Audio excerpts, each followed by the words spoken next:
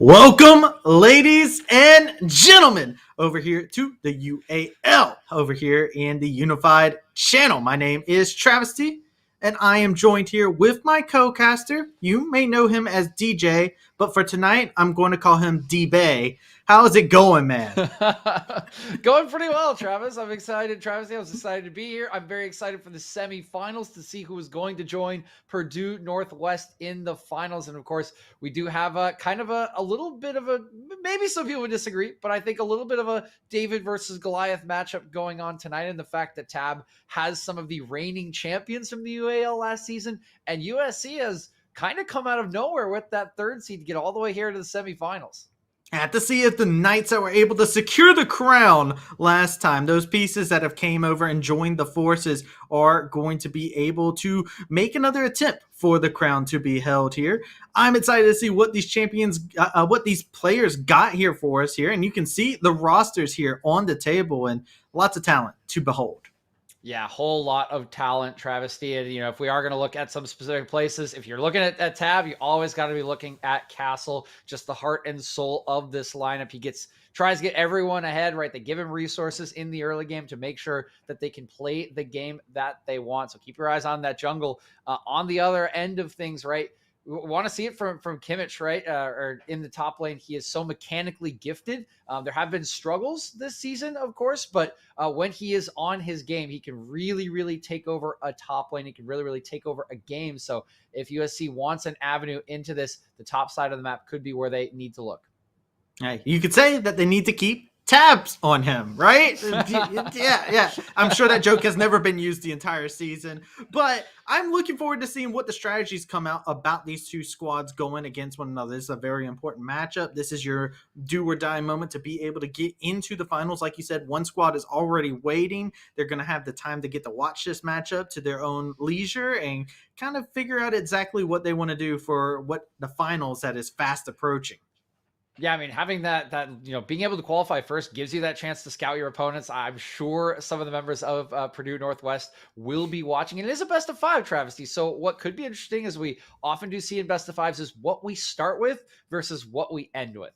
If you do think you're going to get into that finals, as I would imagine Tab does, considering their approach to the regular season, maybe they think they can get through this series without showing their full hand. And that often has been kind of a double-edged sword in the past. It lets teams like USC potentially get a win, get some of that momentum that they've had all playoffs, and get that clutch factor going that they need to overcome a team like Tab. So I'll be interested to see what the draft for game number one looks like, particularly because Tab has selected red side, which means they're looking to get someone an advantage via the counter pick. And I'm fascinated to see what that counter pick will be. Now, DJ, I gotta say, I personally, in series like this, I'm a big fan of cheese, right? I want to see these teams packing as much cheese into game number one. You don't have to show a lot with cheese. This is the beautiful thing about it. Cheese is cheese no matter which way you look at it. You can bring about different kinds of cheese. You can bring in the Gouda, you can bring in the mozzarella. There's all sorts of things that you can bring to the table. So I want to see what kind of cheese these teams do have in store, because there's flexibility that you can have here on side of the blue side. And while you're curious on the counter pick, I'm curious on what the priority is actually going to be in terms of the first pick, especially after we see this ban phase. Yeah, that will be a really big thing to see from USC. Probably a signal for the rest of the game. And maybe a signal of what type of cheese we do get, right? If you're Dignitas, you're bringing in some blue cheese, apparently, if the rumors have been correct recently, Travesty. But we'll see what kind of cheese we're cooking up here tonight in the semifinals. And best part about cheese is, like you said, if you can't remix it, you can work it around a little bit. It might be a different version than what you do see in the semifinals, in the finals. But we are waiting for those bans. Draft has started. See what the first one is. Looks like we are going to get Elise Sin coming in for USC. I mean, it makes sense too, right? You were talking about it. Castle's the heart. You know what? Leeson, very much so a big playmaker and fit into Castle's play style phenomenally. And it's just a very strong champion at the current moment in time. Have to see if the trend continues where the target may lay. But now it's Tab who has the ball in their court, and a Viego would make perfect sense here. Just take junglers off the table here. Yeah, again, right. Castle is that sort of big focus for the team. They USC clearly recognized that, taking away an early jungler. You've got the response in the Viego, probably a little comfort for Damon, and just keep that pool tight, right? Keep it for the castle and get himself a favorable matchup at the very least, and make sure he has the agency in the early game to do what he needs to do to get ahead. Yeah, and I would like to see if they go for this strategy here. A Syndra ban would be very interesting. So trying to take away some of that dueling potential that they could have between Castle and Rascal here inside the mid lane with some early tempo advantage. So making sure they don't have that advantage for themselves. Also, no outskill button to be pressed today. Yep, no outskill button whatsoever. And I mean, right, we were talking about a travesty mid jungle, right? We wanted to see mid jungle from USC. Well, that's like the strongest early game mid jungle duo. You could probably draft, Sans, maybe LeBlanc Lee Sin. So they clearly have a similar focus on that. They want those resources gone from the side of Tab. So I like the approach, and it's the same on the other side. Lux banned away, no range, no mid lane, no wave clear.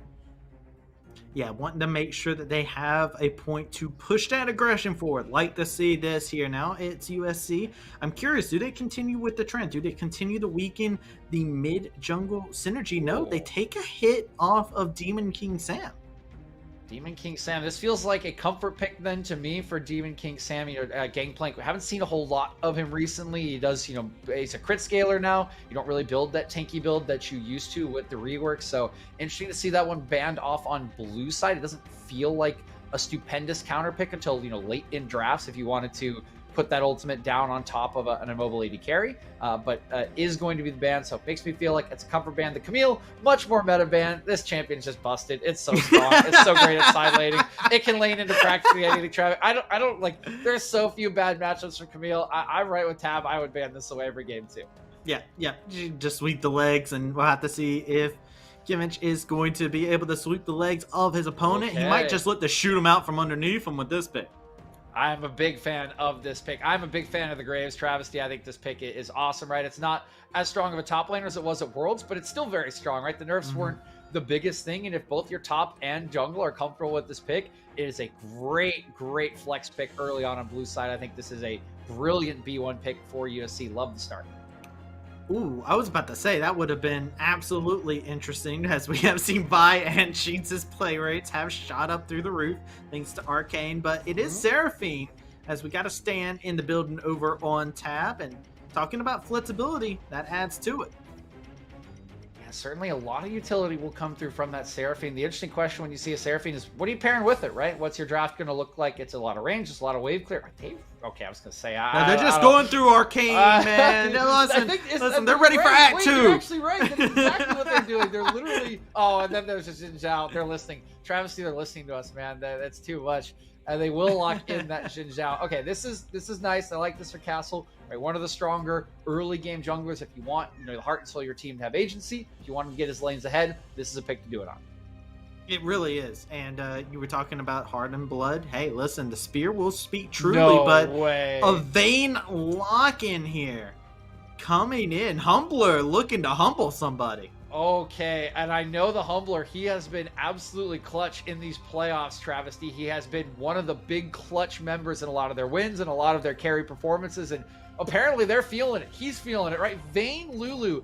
Okay, not Lulu, it's Vayne Yuumi, which honestly feels even weaker to me than Vayne Lulu because it's one body now, but maybe I'm wrong about that one. Either way, this is a carry pants lane right here. This is a confidence, ego lane. To pick a Vayne Yuumi in phase 1 is pretty nuts, and I love the boldness from USC. I do have a bit of curiosity here, though. We do have Yasuo that's locked in. This conflicts between multiple different positions and can make sense for a lot of what Tab is going for. The big thing now is USC does not have any engage. They have locked themselves into a double marksman anywhere you go. So now they have a bunch of different options they need to check off the checkbox to give this Vayne Graves the space to work with. We'll be curious to see how that goes, as we are seeing these bans continue to go through here much faster than the first phase. Yep, are coming in pretty quick. Corellia, Galio taking off the table, like you said, Travi, right? Galio, decent engage option, maybe not pure hard engage, but he has follow-up engage. He is pretty solid laner as well, and we are still looking for either solo lane jungler or solo laners, and I kind of would venture to say we're looking for both solo laners on USC's side. So I would hard agree with you. We need some sort of engage or frontline to keep this Vayne safe. You pick Vayne in phase 1, your draft is decided, right? This draft is about Vayne. Like it has to be. Like you have to get a Vayne strong. An 0-4 Vayne is not doing anything for you in any sort of fight. It has no utility. It's not providing anything. So you got to get this pick either farming and safe or fed, one or the other. So I would expect to see Tank and Engage coming through from the rest of this draft. Now Tab, they need more CC. They need setup for Yasuo so that he can try to get onto these backline members. And just like we're saying, they're hovering a Nautilus. I expect them to lock this one in. Yeah, I want to see either Nautilus or Alistar at this point in time. Someone that can engage, has synergy with this Yasuo, lets the Seraphine into the bot lane, and all of a sudden you got a dangerous combo here. So I'm loving this pressure, and now counterpick for Tab. You don't know where this Yasuo is, if it's top or mid, but Lissandra, we saw this at Worlds getting picked up, and we will see it yet again. Okay, it's an interesting pick. I think USC would expect this to be mid. Rascal does love his AD mid laners. You know, Yone, Yasuo's are favorites of his, so I think they expect this. I think they are picking. Ooh, okay, this could actually be interesting. This Aatrox. Oh, okay, it's not going to go mid, Travi. I was actually interested because this was the matchup that Gen G played into Cloud9 at Worlds, actually. Aatrox into Yasuo in the mid lane, and it went pretty well for Gen G, but it will be in the top lane instead. For the likes of Kimmich. And, oh, okay, they're hovering Tebow. They're not going to do it. This could be strong for lane, but yeah, you're right. They're not going to do it. I don't think they're going to do it. I would have been so excited, though. I mean, Tebow's actually really strong. Riven! Ooh, okay, there is some spice. That is, that's a bold pick. I mean, now your draft's a lot about Riven, right? I mean, this is similar to the Vayne, just on the top side of the map. And you've got the counter matchup into an Aatrox that's pretty easily taken advantage of by champions that have multiple dashes that can kind of get around quickly. This is a fascinating counter pick for Demon King Salmon. I think he's picked himself a pretty winning top. Yeah, and I actually really like the way this composition moves around, because this is actually a composition that's very much so each champion has their own tools to really start things besides the Yasuo, but this Seraphine mixes in and kind of glues this composition together. It makes these in-your-face champions actually a little bit more terrifying. So it'll be the question, Tab, do they get to go forward, or does USC find a way to stem things, get things going their way, get some early advantages on some of these carries you were talking about? Because, man, look over across the table. You got a Vayne still staring you in the face, and I believe there is a target set on that. Yeah, there's going to be a target set on this Vayne in any sort of fight, and you know, I think resources will be spent there. Demon King Sam kind of needs to play for his lane with this counter pick, and the one thing that I don't like about Tab's draft is, you know, that top side, that is the easiest plated. That's the easiest plated steel caps buy I've ever seen in my entire life, Travi, on that top side of the map. But they can try to use some prio. They can use their skirmishing to try to move bot. And I expect any sort of skirmish around there will be focused on killing that Vayne. Yuumi is a great laner. Really, really strong champion. Can get kills in lane with the extra summoner spell, but the negative that it brings compared to something like Lulu, for example, is there's no other extra body, right? You get hooked, you get rooted up as the Vayne, you're pretty much dead, and you can't block that as Yuumi. You can't really do anything about it. So it is a risk. It is a super bold pick for the likes of USC, but it could work out because this is a super early game focused draft from the other side. Tab needs to get ahead. They have a Yasuo, they have a Xin Zhao, and they have a Riven in the top lane. If those three champs don't get ahead, what are they doing? Like, Seraphine can't carry a game on her own. So it is incumbent upon Tab to get ahead in this game, because if they do not, they're looking at double scaling marksman with a good mid laner for lockdown. And I think those team fights just go a lot better as the game wears on for USC. I love the fact that you bring up the fact that we also have these scaling marksmen, because Graves is not the in-your-face jungler that he was in the early game for a good bit. We've seen him kind of go back to a more farming in the early part of the game style. So I'm keeping my eyes actually on if there's going to be any collision in the jungle here, because like you said, I mean, Lissandra, great gank assist. Aatrox situationally can be great. Bot lane, not so much, but we'll have to see, man. We're in game number 1 here inside of this best of 5 in UAL. And so much on the line here to start things off. Keep our eyes here. Pretty standard start. Looks like, again, Yuumi not going to be super helpful with the setup in the early laning phase. And my eye's going to be trained, Travi, of course, on this top side from Tab. You know, where is Castle going to go? What's his pathing going to be like? Who is he going to try to enable? Yasuo's gank setup pre-level 6, probably not going to be great. So if he is going to end up anywhere, I think it will be in this top lane for the counter pick to get Demon King Sam ahead in what should be a winning matchup. Hey, look, man. All I got to say is, what would Jungle Jin Zhao do? Well, he would probably gank a lane or two. And I'll be honest, man. You can see Demon King. You can look over at Rascal. I feel like these are great options to look at. You go over there towards the top side, and I love the pathing that we're actually already seeing from Jin Zhao going up towards that top side. Both junglers are going to be starting bot side and ending towards this top side. So I want to see, yet again, like I was talking about earlier, I want to see what the meetup could possibly look like. Because Jin Zhao, he's not afraid to throw down. No, he certainly is not, Travi. And like you were saying, the Graves wants to scale a little more than the Jin Zhao does at this point in time. So I would expect early skirmishes are something that, again, Tab would really want.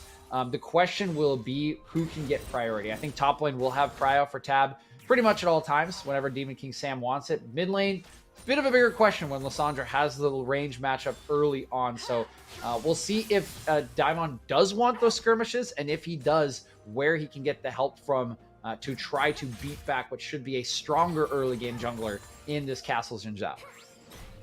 And really and truly, I'm expecting us to see Inferno trying to move around a little bit, wanting to find some entanglements that will be able to get these thralls going out and getting the damage. Because early game, that's where all of Lissandra's going to be. It's the chaos that she thrives in. And this is exactly what you want to see. By the way, Aftershock on the Lissandra here. So is going to be having that little bit of resistances pumping through every single time this Yasuo tries to dash in. Yeah, of course, not as strong as it used to be, Travi, but I think the rune choice is certainly smart from the likes of Inferno. He knows this game is not really about him to carry.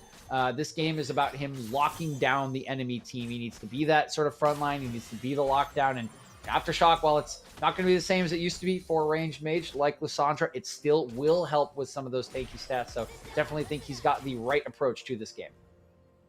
Absolutely. And loving how USC is playing this bot lane. Humbler and Shobu are doing a great job showing that they know how to play this combination, and they've been steadily just auto trading successfully over and over again, not over exceeding their bounds there. As you can see, staying perfectly behind the minions. Yeah, keeping the wave in a nice spot, and again, I think they're bolstered by the fact that they know this lane is probably unable to kill them. Sometimes you'll see people go all in against Yuumi lanes as they do spot out Daimon taking this bottom crab. Top crab hasn't actually been taken yet, Travi, but I think plenty of time for Castle to move on up there. But we'll keep our eyes on this lane as things go on. Humbler and Shobu should be confident in the fact that they really cannot go down unless they really mess up in this lane. And I would more so expect as time goes on, Turk to yeet on out of this lane and try to help the rest of his map make plays. That's the idea for sure here. Turk possibly look for a moment, especially once we see this Yasuo hit 6. Once Rascal has that last breath enabled and he's ready to click that button, it's going to be a scary time for Inferno. And keeping the eye on the mana management and, of course, that claw, because that claw is going to be a lot of the escape for this Lissandra. Yeah, the claw is all the escape. It's the semi-mobility, I'm mobile. I can blink away if I'm not interrupted and you don't see it coming 3 seconds in advance. It does offer some nice escape and some utility, and of course already level 5, so getting towards that second bit of escape in the ice or in the prison. That will be coming up soon. Self-ult to get out of that big combo that Rascal will want to pull off with either Jhin and or this Riven when it does come time. But we've honestly gone through a pretty quiet early game, Travi. We've not seen a lot of action. Castle has not made any plays thus far, and that very much suits USC. Yeah, USC, this is exactly what they want. I do also want to bring in the fact they just pinged where they think that Castle is on the map. So they are tracking them. There is somebody who is shot calling right now who is saying, hey, yo, I think Castle is here. So they are doing a good job using their instincts. If they believe in that call, that works out even better to their benefit there. And if they're continuing with that, that could be a devastating bit of news for Tab if Castle is so easily tracked. Yeah, it's good stuff in the early game. They did get a ward to track him from the level 1, so I think so far pretty predictable pathing, and especially since he hasn't popped up in any lanes, right? They can kind of just assume he's going for these full clears. Tracking so far, but we'll have to contend with a little bit of deep vision. You can see Turk and Castle setting up here in a bush, seeing if they can get a cheeky kill. Inferno, no real reason for Inferno to walk into that bush, I think, at this point, but will they wrap around as this wave pushes into the turret? He's only level 5. Yeah, I mean, but look at this. Graves just went in there and just put in a deep ward himself there too. Like, this is the weirdest of starts here. And red buff wasn't up, so Graves didn't get any camps out of that. So Vision just traded in the same spots between these two squads. It's very interesting. So far, just a lot of trading, a lot of farming, a little bit of tempo on that base that you did mention from Daemon after putting the deep ward will allow the first Drake to go down in favor of Tab. And while again, Drakes haven't been the major priority in the last 4 or 5 months of League of Legends, getting one this early is definitely a big threat. That dragon stacking can still be a thing at this point in the game, and Tab can use that to their advantage as time goes on. Yeah, and I think it's a big thing to go ahead and grab these early bets too when there's not much aggression going on. USC does have some scaling carries in their favor, so you don't want to give over these early Drakes, especially the Infernal Drake, because you want to knock out as many scaling options away. So Tab doing a fantastic job of keeping that, and you can see they're trying to move around as a group now, and that's what we were expecting to see. Once we start seeing these ultimates come out, we want to start seeing them fly by. Yeah, Rascal. Yeah, I mean, he'll be fine. The Flash coming forward there still got tagged by the tornado. Wanted to continue the aggression, but can't find it. Oh, it's a little tragic for Daemon. He's going to be a little upset, Travesty, because there was really nowhere for Rascal to go. He didn't have any minions to dash through. His jungler was on the bottom side of the map. That very well could have been a solo kill if the back end of that tornado animation did not knock him out. It was more than a solo kill. There was Inferno coming in, man. Like, if he was able to get in there, I think that would have been the go trigger for Inferno to keep going forward. He's got that Glacial Tomb. He hasn't been able to use it yet, and that is a big ultimate to look at, and that's why we were looking at these two roaming around together. So have to see if Daemon continues to stay around this mid lane and make things happen.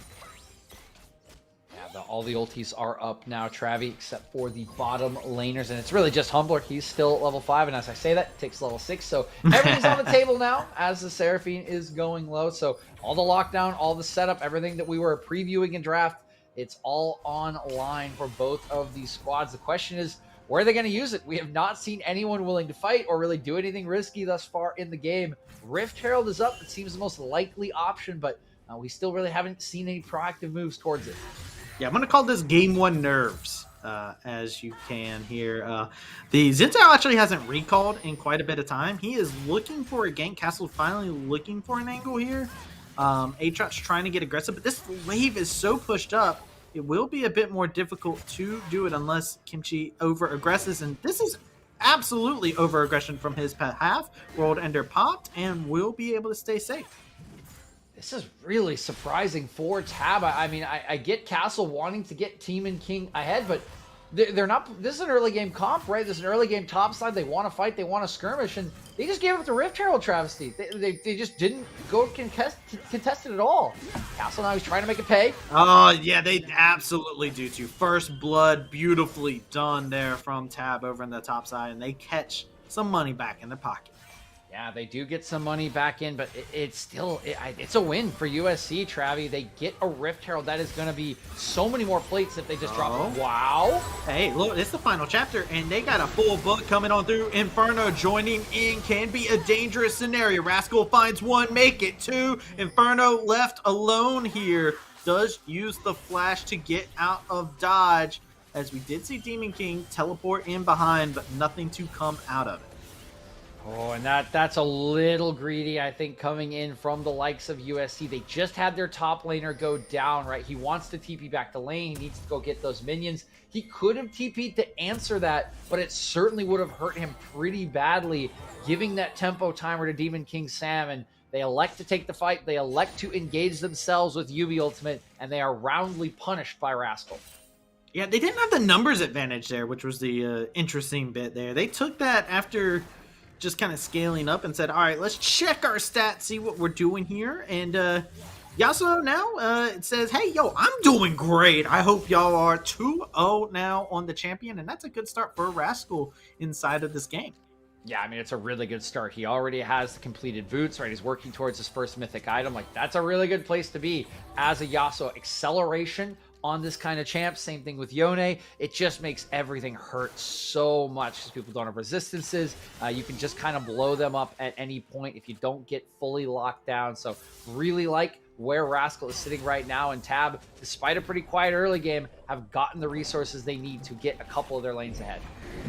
Interesting move here. There hasn't been any plates dropping across the plate, so they're just opting to get some gold where they can find it. So 2 plates secured in the mid lane, so a little bit of gold going into the pocket at USC, but the lead still stands with Tab, and a Death Brush awaits if you take this journey downwards.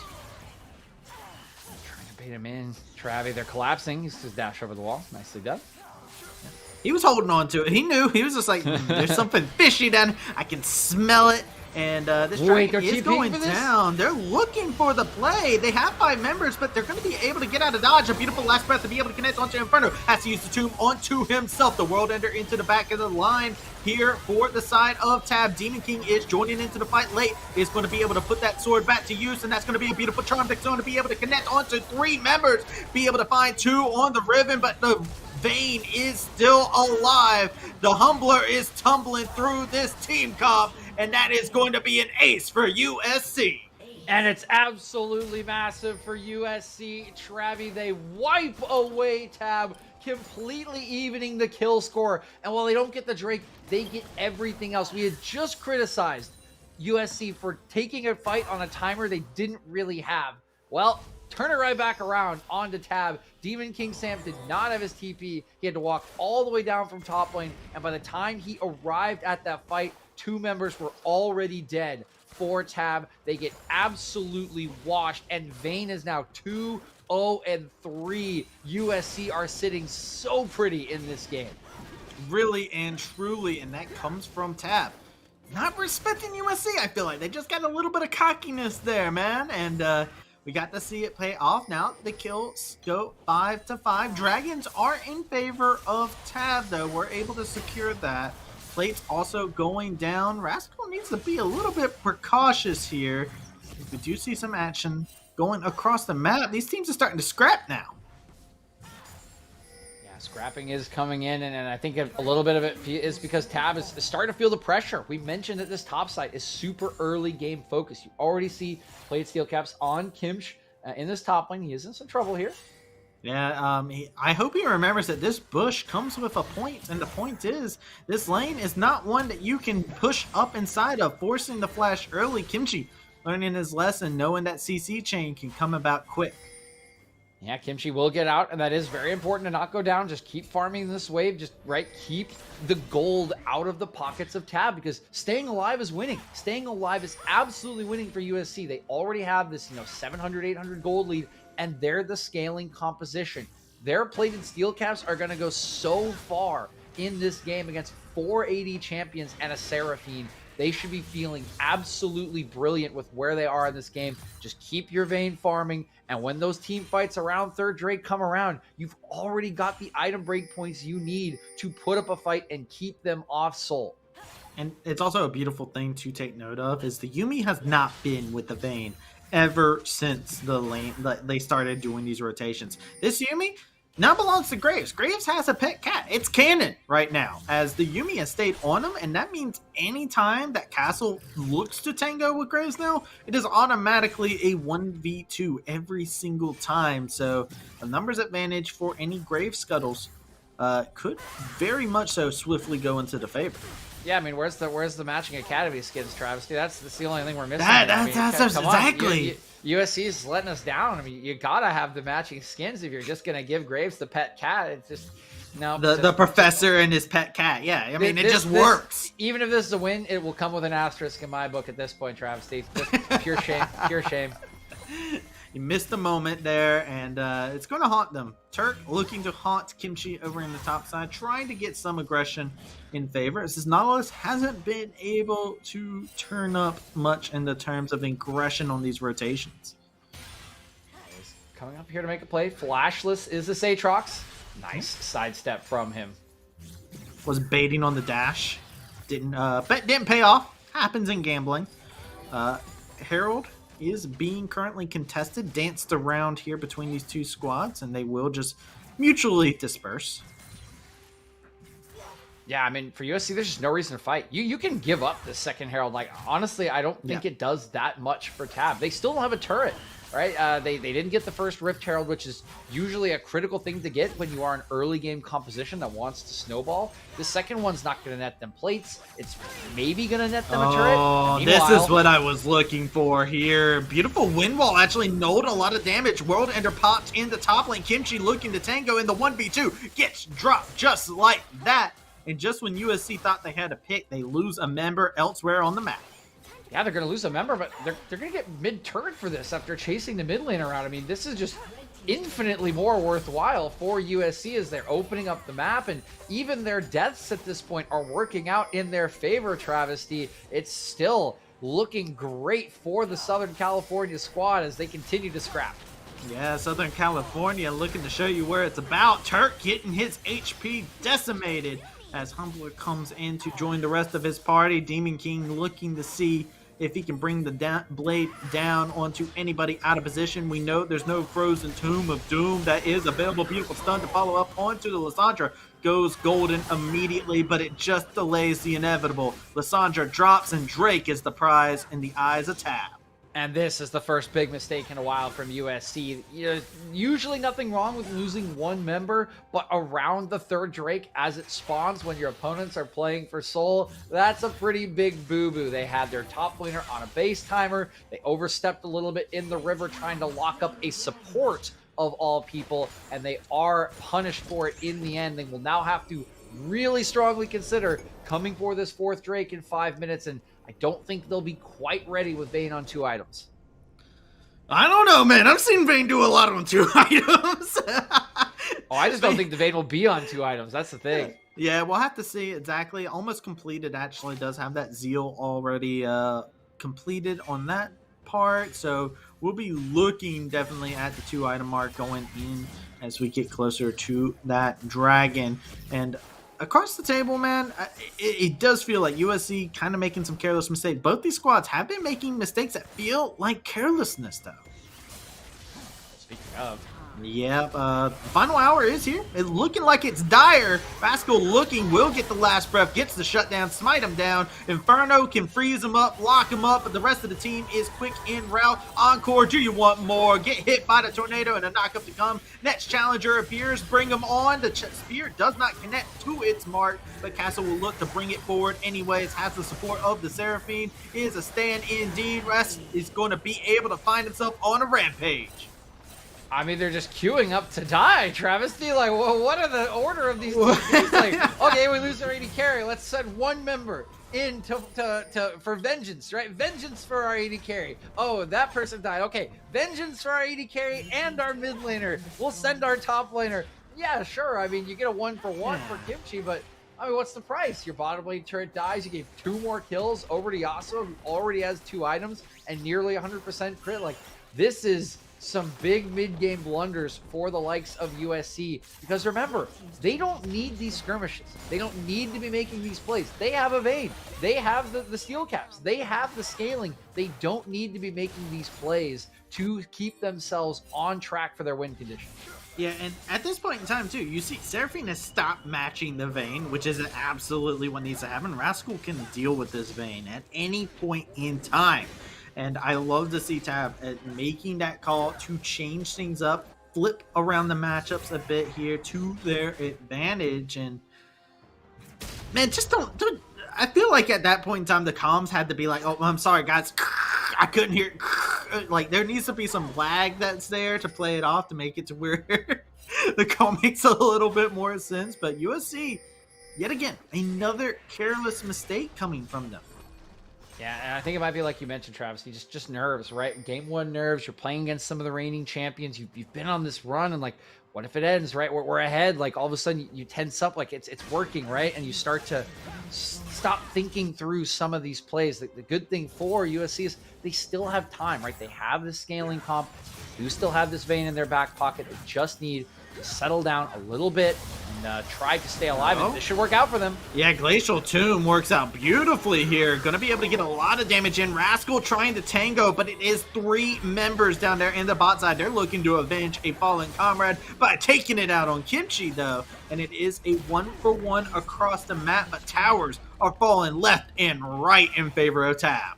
Yeah, this across the map for the first time, much more in favor of Tab than it is for USC. They each get a kill. Kimchi doesn't back off far enough, knowing his team is on bottom side, and does get punished by going down and losing his turret to the 4 members of Tab. This is a very nice proactive play from Tab, and this is honestly the kind of play I would have wanted them to see like 8 minutes ago, 9 minutes ago. They're finally getting to it, Travi, and opening up this map. Top lane is now very, very long. They're working towards, they have that mid lane wide open as well. So full outer suite is gone. They can now look to invade the jungle and really start to set up some of these skirmishes that they should continue to excel in for the next 8 minutes or so. I also want to give a shout out to the fact that Tab is managing these side waves pretty well. Like, that was all because Tab had the waves where they wanted them to be at. So even if somebody drops, USC can't get an advantage out of it. Look at this. Inferno is in a bad spit situation there. Has to use a claw. Beautiful route to connect onto Humbler. Nobody else able to follow up, but this is Soul Point Dragon coming up in 30 seconds. 1 member dropping from USC could be the end of it for them, as Soul is on the line. Beautiful Lost Chapter being unused. The Demon King goes in, gets 3 though, is looking to find themselves onto Humbler. Humbler has this cat, and it's ever so annoying for this team to be able to get onto, but the rest of the members of USC getting routed so quickly. The CC now, the focus is there. They're applying it straight to Humbler's face, and he will find himself humbled. Shogun goes down, and an ace for Tab. Tab's going to get absolutely everything, Travi. They're going to get the ace. They're going to get the Baron. I don't think they took the Dragon, but I mean, who really cares? It's Cloud Soul, right? Go take this Baron. Go secure your siege potential. You already have top lane wide open, and now this game is completely in their control. They just find a way to out-team fight USC. They find all the angles, all the critical members, and you got to be looking at Rascal, right? Landing that 3-man ultimate with the help of Demon King Sam. It just cleans up the entire fight, and now those 2 solo laners are the ones carrying this team towards a game 1 win. I mean, it's the team fighting of this team. This is what Tab drafted themselves to do. They wanted to be able to have this huge team fight where they're able to use this to their advantage. And let me tell you, it's looked brilliant. We do see Drake is at half HP. You do see USC is the first one here. Possible still to come out from Castle is going in there a little bit too early, though. That's going to be Dragon going over to USC. Another team fight to occur here as Kimchi is all alone. Rascal's going to be able to find the kill onto Inferno to go ahead and keep things going. Humbler gets taken out as well. Nowhere for this cat. No lap to sit on. And they get dropped. Only Damon is left alive. Yeah, and they will take the Drake away, but it's going to come at a very great cost to Travi. Damon has to flash away. He'll be fine. He should. No, he's not. He's not. No, he's done. He's locked away the key. He's thrown in the CC jail. That is an ace for Tab. Yep, he does go down. Unfortunately, doesn't have the dash cooldown, and the price is going to be way too high for this one, Travi. They get the Drake, but their base is going to be broken wide open, and that is not what you want to see against this Tab composition. It's going to be at least 1 inhib, probably a second one already working in the bottom lane is Demon King Sam, and the gold lead has just completely ballooned out to 10k in a short span of just about 3 minutes. This game all in Tab's favor, and now we are only looking at this late game miracle team fight with a 3-item Vayne. That's the only option that remains for USC. It's just so hard, man. Like, this composition is so hard for Vayne with her limited range to make things work. I mean, if you get in range as Vayne, what are you in range of, right? You got a Seraphine boosting everybody up that can lock you down with CC. You got Yasuo hitting people at the last breath. This Ribbon is a problem that this Vayne is not prepared for. And then you got a Castle who's looking to leap onto you. It is so hard for this Vayne to navigate the fights. Yeah, part of the problem with drafting Vayne, right? Short range AD carry, it always does get a little bit tricky as the game goes on. to navigate fights, particularly when there's a Nautilus Oh, on the other end of things. Just press R, and it kind of ruins your ability to be where you want. So part of the reason I get a little nervous when I see phase one Vayne picks, but the potential's still there, right? Outside of Nautilus, there's not a lot of guaranteed CC, and if you can split the Yasuo up from the fight, you can just take him down, but that still requires so much effort from the rest of the team, and just kind of running out of time at this point.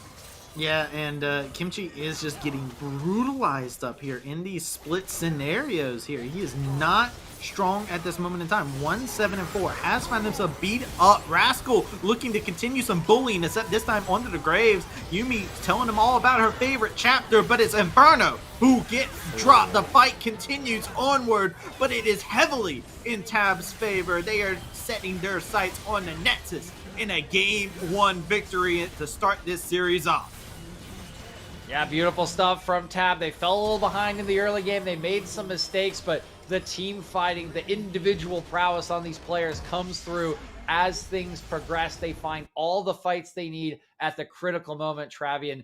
This is kind of the gap that you expect to see in a bit of a David versus Goliath matchup. The confidence just oozing out of some of these former champions as they secure the game 1 win.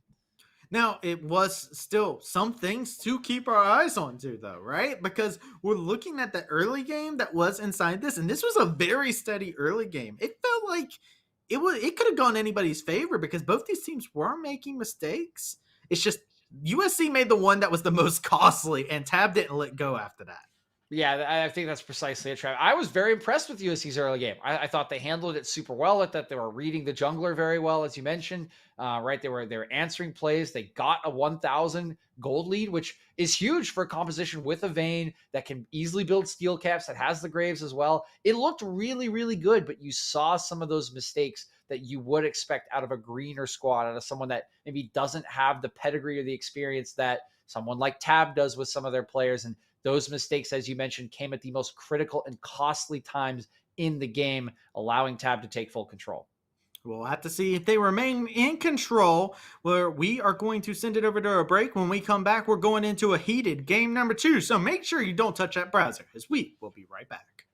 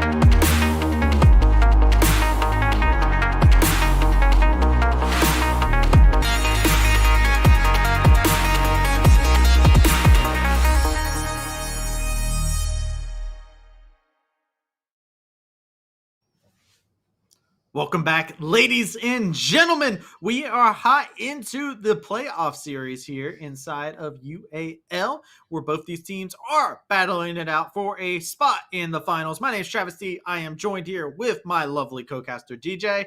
DJ, we got to see what was a slow start to a very, very high-paced end to the game. Yeah, and that certainly characterizes game one pretty well, Travesty, right? For the side of Tab, right? Our kind of David coming, or excuse me, our kind of Goliath coming into the series tonight. They did start a little slower than I would have expected for a Riven, Jin Zhao, Yasuo topside draft. But eventually we saw those plays tell. Eventually we saw the experience and the talent of these players come through around that 18, 19 minute mark. They push down that top wave. They find these picks and skirmishes that they want, and they win them convincingly. And that's all it takes for them to take full control. Once they have that, they look like exactly the kind of team that can win UAL. It is just unquestioned their ability to close out a game. And I like the way that USC had their head, right? Like they had their head in a very big thing of like, yo, hey, we can get these carries going. We can do some good work. And we got to see the bright spots in regards to how USC played. But you and me, as the game went on, we both kind of like, all right, there's a couple of things left to be desired. Like a vein into the composition of all these brutal people who were like, yeah, get in the melee with us. Yes, you're just in range. So we'll be curious to see what USC adapts to this Nets game. Yeah, I think it will be interesting to see what they sort of diagnose, because I don't necessarily think draft was the issue, right? Things were going pretty well for them. I think they'll feel comfortable with the first 15 minutes of that game. It felt more like the decisions, right, were the big problem, right? Why are we taking this fight?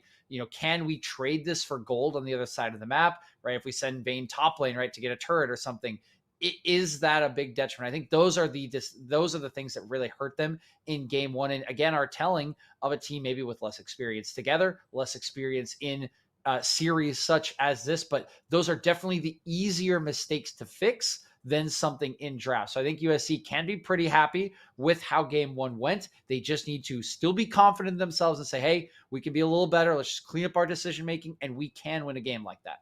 Yeah, absolutely. I am definitely convinced that we're seeing two squads. You were hyping up the David versus Goliath here, but the David looks well equipped. We'll have to see what he'll be able to take aim with inside of this, as they do have a swapping of sides, I do believe. Oh, same sides, actually. So we do have same sides here. So I'm curious, man. First pick last time was the Graves from USC. So I'm wondering if they showed the same priority.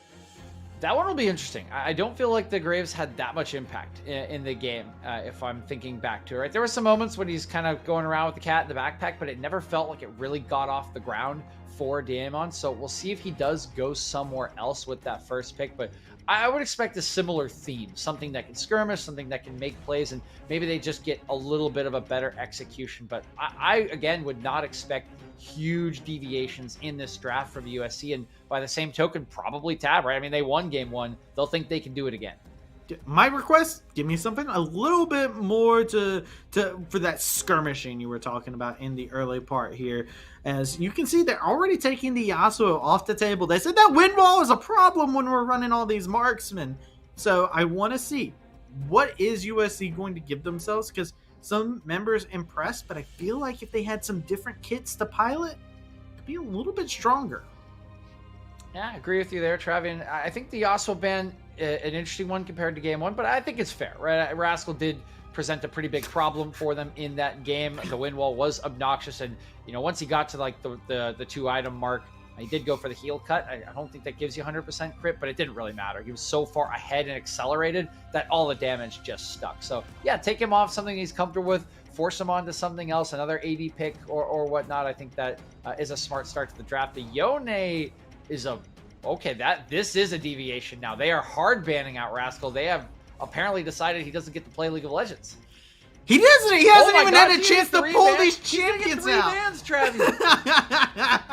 He hasn't even had a chance to pull them out and give them a reason to ban him. They just looked at him and like, no. And like, he's not getting to play any of his signature champions here. So no Yasuo, no Yone, no Sylas coming out. I mean, yeah, So now I'm fascinated, right? Will this work out? This feels like a gambit from USC, right? Just ban out what they felt was the best player, the most annoying player from game number one, whatever the case may be. They have just straight up attacked Rascal in this draft. They say, you do not get your champs. You are going to be uncomfortable. It opens up the entire rest of the world to his team, right? I mean, you could draft anything you want now if you are Tab. Pretty much anywhere, all the bans from game one are going to be gone, and we have to see USC make that pay. If you're going to spend 3 bans on a single player, you've got to be winning mid lane. Yeah, you also better continue the target, right? Like you said, you better make sure you win a Syndra pick to come out here. So Inferno saying that, hey, yo, I can demolish with this champ.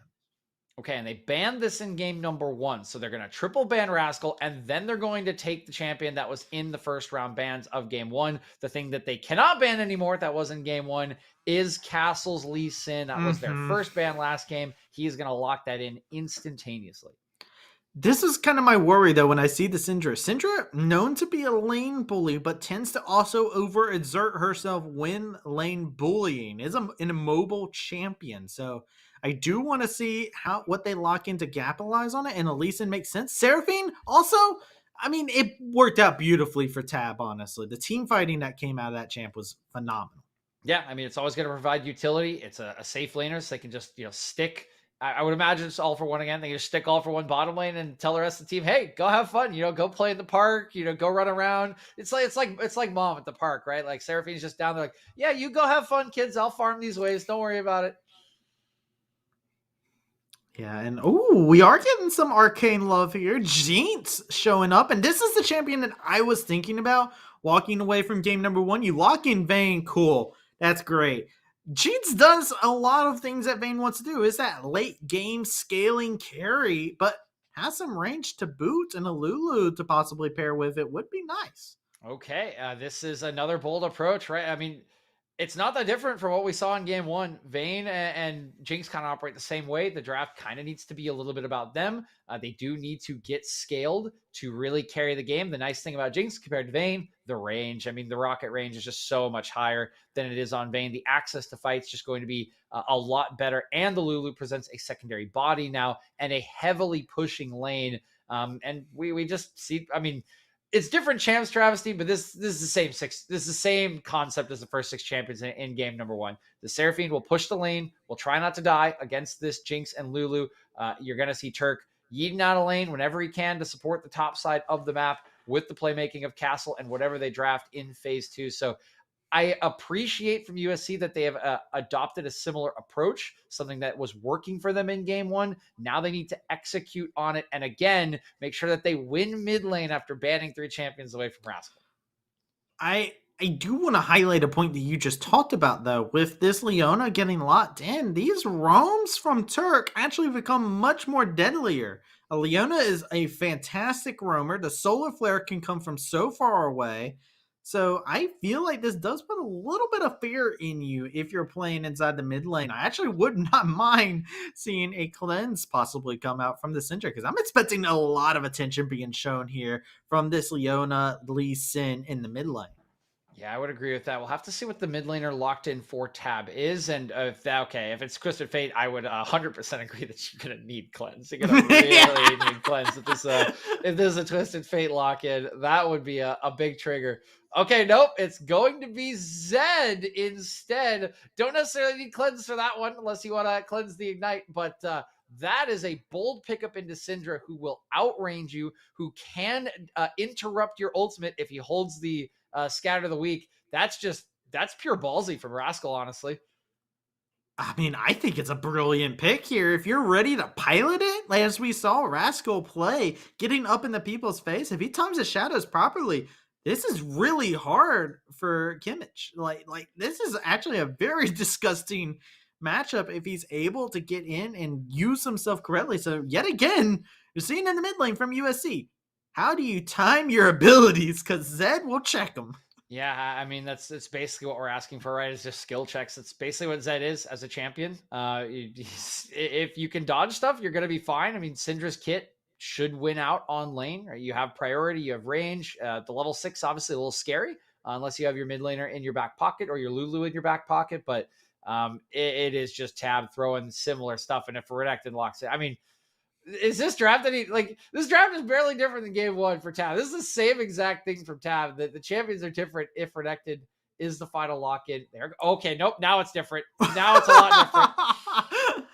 All right. Well, I hope you're a fan of Kayle. I know I am. This is going to be very, very interesting. Demon King had a pretty good performance in the last game, but when you pair Kayle together with this composition, this becomes very, very interesting, and they have a lot of potential for this Tab composition. But I do want to go over USC real quick because we did see a J4 Gnar, and this is a combo that we have seen time and time again throughout history ever since Gnar was released. The J4 Gnar combo can be so very powerful. Yep, I like the combo, and I like the J4 pick into the Lee Sin. Lee Sin can kind of dodge out of a lot of the abilities, but there are some champions on the side of Tab that are going to struggle to get out of the Cataclysm, right? Kayle will need Flash, Leona will as well, and Seraphine, a member that is hard to reach, is easily reached by Jarvan. So I think this is a good pick, and it presents a very simple to play composition from USC. You have priority coming out of your mid lane early on. That can enable your jungler to make plays through Daemon. And then when you get to the team fighting phase, could you ask for anything easier, right? Gnar, Jarvan in the front line. They go into engage. You've got the follow-up damage from this Jinx and Syndra, and that can enable you to get the reset that you need to hard win the team fight. Super easy front-to-back composition that I don't think Tab is really going to want to scrap with if they are on an even footing. Tab's going to want to, again, skill check you, skirmish you, and eventually beat you in a side lane with this scaling Kayle, but a 5v5 will be very hard for them to win. I don't think this composition looks for a 5v5, man. It's very simple. You're looking for that 1-3-1 here, as that is exactly what you get. You get into these late game. Kayle in the late game, man. This is actually, I love this pick so much. Just because it's into a Gnar, what is Gnar going to do at you, right? Usually you pick Gnar because it's like, yeah, you're going to pick a Bruiser. You're going to bring the meat stick up here in the top lane. You're going to do all this stuff. And then it's just like, oh, I'm Kayle. I have range as well. I'm just going to scale up until you're irrelevant. Yep, that pretty much encapsulates it, right? And it is an interesting counter pick for Demon King Sam, who comes off of playing a Riven game, an in-your-face melee bruiser, wants to fight early. Into this Kayle just says, okay, I'm going to go the complete opposite direction, and I'm going to sit here and scale ad infinitum, right, until I can absolutely obliterate your whole composition and rely on my jungler to provide cover if and when I need it. As you mentioned, team fighting will not be the main strategy for Tab. They are going to want to blitz USC in small skirmishes, 3v3 probably at maximum, and then get into that 1-3-1 as the game progresses, in which Kayle will be absolutely unmatchable once she reaches the two-item mark. Yeah, 2-item mark, the level mark. There's a lot of bench presses to be able to have here. We'll see if Tab will be able to get a personal best and find himself in a game number 2 dub, or USC is turning things around. We're in game. We're on the Rift. And we are seeing these squads just taking a very standard start yet again. Pretty standard stuff. Just a line of scrimmage. No Yuumi this time to pair with anyone else. Oh, nice. Couple autos for Humbler. Get one more. Yeah, go for it. Yeah. Oh, didn't shoot the rocket. Just showed it off to him. Said, hey, look at this. I got it. Bought it yesterday. Looks phenomenal. Yeah, and I think the rockets are an important point, right? We saw Humbler really struggle in that game 1 trying to access the fights. And we mentioned Humbler's been kind of a big clutch factor for USC in this run they've had to the semifinals. So getting that higher access, having the rockets, being able to get a reset, I think sets up a lot more of that clutch factor that you want from this AD carry to try to get you back into a series against this dominant Tab side. 100% agreed, as we are seeing the minions begin to make their way into the mid lane here and see them begin to crash about. Junglers are going to be starting on the same side yet again. However, I feel like there is definitely different targets for these junglers inside this game. It's going to be interesting to see where they want to go. I mean, the Tab kind of only has one option. You can kind of only gank mid lane at level 6-ish unless you set something up bot. But even that's hard into a Lulu. I mean, Kayle, not really known for gank setup, Travesty. Not a whole lot going on there, unfortunately. So you want to just protect that lane if you are Castle. On the other side of things, Daemon will have options, and the most obvious one, of course, is the mid lane. You got the Syndra, you've got the gank setup, and you got the no fun button at level 6, and they're already doing it level 2. They messed up the flag and drag there, though. So Yep. that is very, very unfortunate there from Demon. It's going to be kicking himself for that one. And now this does give him a lot of information here on where this J4 is pathing through. Yeah, that's a very unfortunate start, right? Flash was invested for that as well, Travi. That is a huge tool for Jarvan in the early game. You sacrificed your tempo for the level 2 gank, and it looked like it was going to work. You got the stun. The combo was there. It's just a lack of execution. Same problem that haunted USC in game number 1 and already hurting their early game in game 2. Yeah, and right now, Inferno taking a cheeky amount of damage. I do want to point out a couple different things. We do have Cleanse on Humbler on this Jinx, as you should in this matchup, but we also have the Predator Syndra coming into play. Now, Predator Syndra is an interesting one. This was Showmaker's pick at Worlds. He ran it twice. He lost with it twice. Once in the last game of the season in Game 5 of the World Finals. I definitely see the merits as we do get a pause coming through. Of course, Syndra, a lot of runes kind of are decent on Syndra, but not, overwhelming. You can go electric, you can go whatever you want, but the Predator just does help you shove the wave and roam. And when you have early prio against the Zed because of your range advantage, it does make sense to get those early boots, get out of lane, and try to help the rest of your map. And it's not going to hurt you that badly in the game later on anyway, because you're going to get extra AP from it. I just like the idea that the idea that they have is this fantasy of the Syndra's going to drive by somebody with the ult, just like and then just be like, all right, I'm out. Like that's my fantasy when I see this on Syndra. When I see that Predator Syndra come in, I'm just expecting him to just full on sprint in there and just. You're like dreaming up a D&D character right now, Travis. I can see it now. You're like dreaming up this like drive by throw ball like ball tracking ability. It's just like coming. It's all coming together right now. It's all there. I'm piecing the bits together. The net's big bad in my campaign, man. Let me tell you. Oh my god, that would be really, yeah, that would be. Wait, you make that the villain? You would make that a playable character? Oh no, they don't get to have fun like that. No, what? Come on, man. The fun stuff is for me to play as the villain. All right. First lesson here. Oh my god. Oh, you can see what kind of Dungeon Master Travesty is, everyone. So sign on up for the Discord. You can hop in anytime. It'll be a blast. You'll get one shot by Syndra balls. Hey, if you want a simulation close to League of Legends, hey, I got you. But going into the game, though, besides the drive-bys that could possibly occur, I do want to see if it will be able to have an impact, though. I mean, especially when we look at some of these different champions. You talked about it already. Jarvan messing up the flash, flag, and drag like there is very, very unfortunate. I'm curious on where we will see Castle go on this Lee Sin. Yeah, Castle is the much bigger question, and to my opinion, I would expect him to do honestly not that much. I would expect him to kind of full clear a little bit, kind of what we saw in game number 1, but just this time, I think the reasoning is very valid in that you don't have a lot of gank setup in your lanes, right? It's really hard to gank a Jinx Lulu lane. There's traps, there's slows, there's the polymorph as well.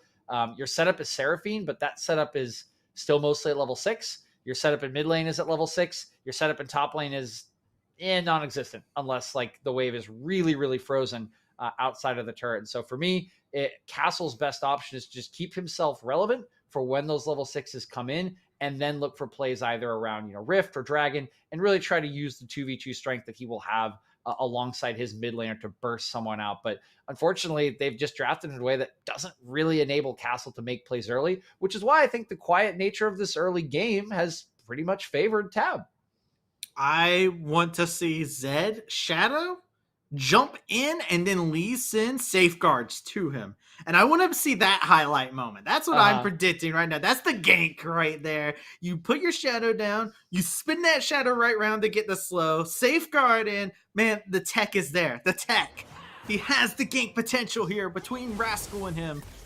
To see if it ever comes to light, who knows? That might just be my own madness that peeked out there for a moment. Oh, it's definitely a possibility. We're just we're playing our 15 to 20 roll here, Trevor. We're playing our 5% probability versus our 95% probability. But the 5% so much more fun. The 5% is always so much more fun. That's why they make it on the all the highlight reels. But it will be difficult to pull it off. If anyone can do it, Rascal can. I mean, we saw him smurf it out in game number 1. We'll see if he does find one of those timers before level 6.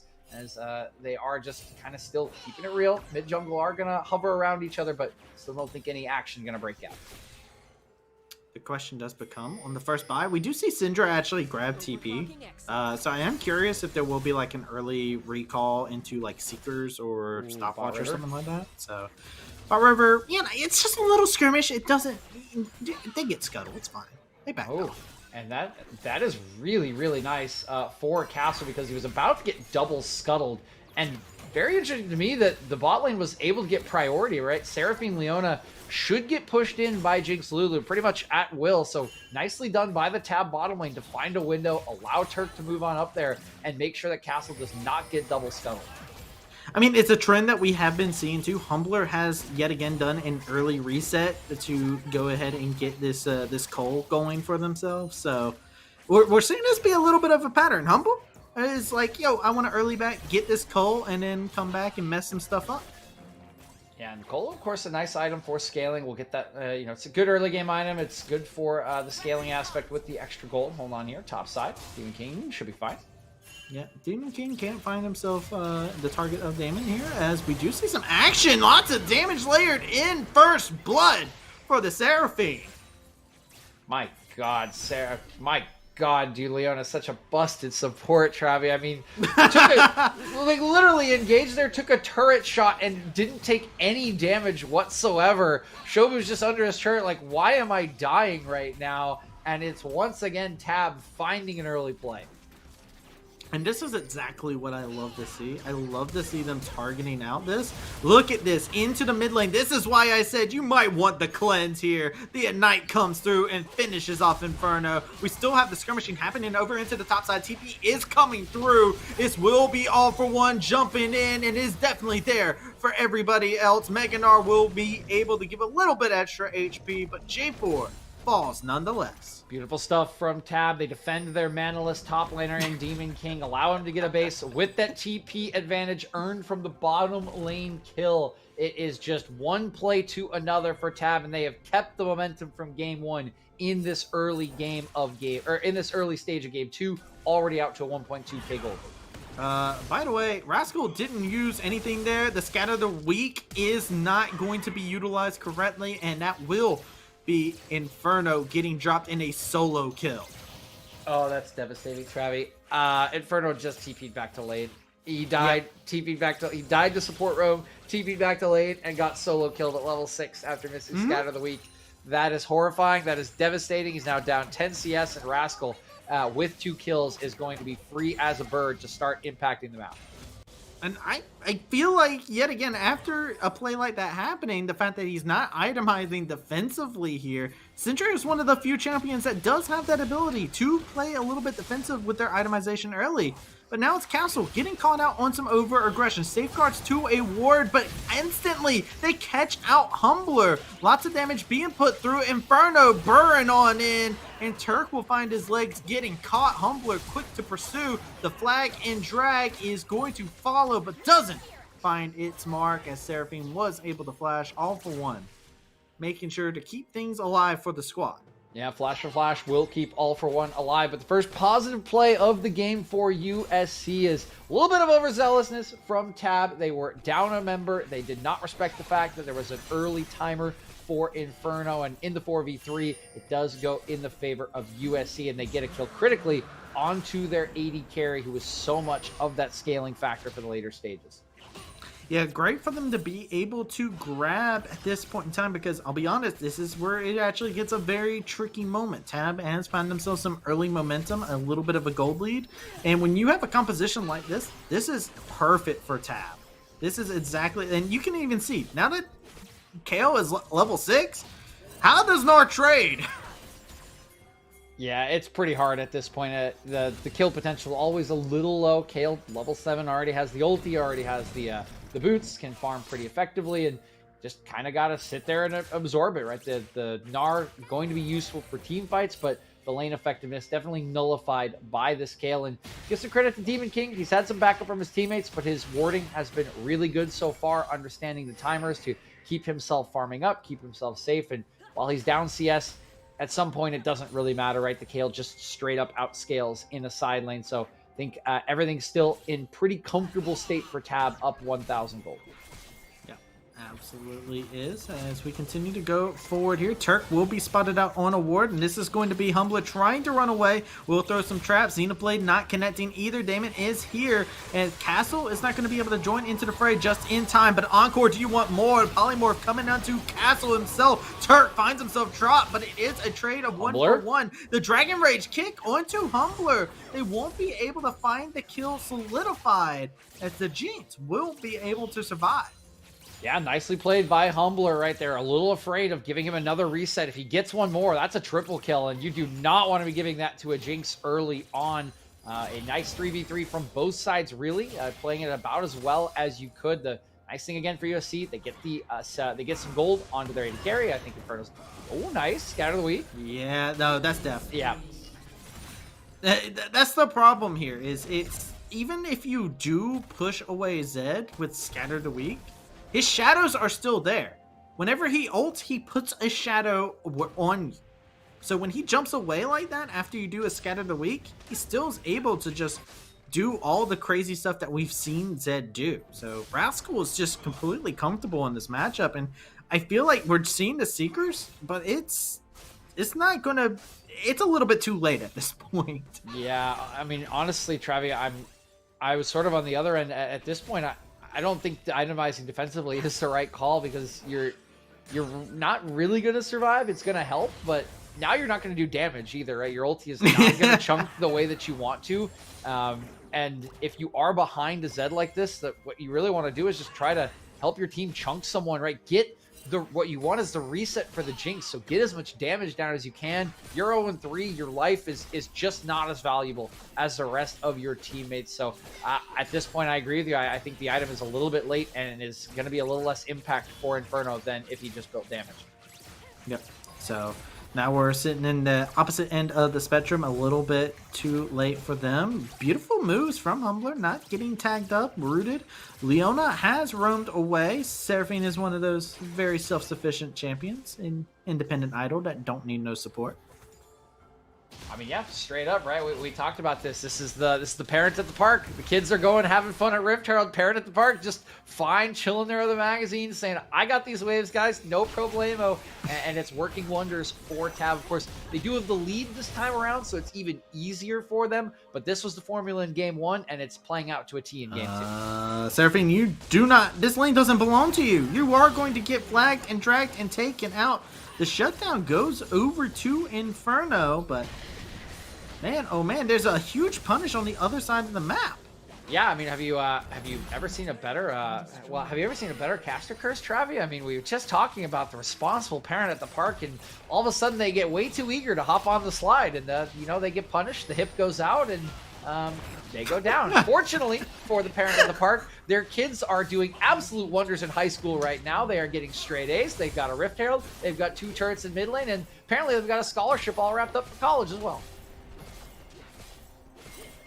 Is that a thing? Do people throw out their hips on slides? I don't know, man. I'm just imagining somebody going down the slide. Oh! I know my dad threw out his hip doing something stupid, so.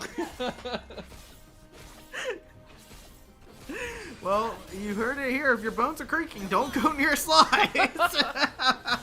This has been your UAL advisement here.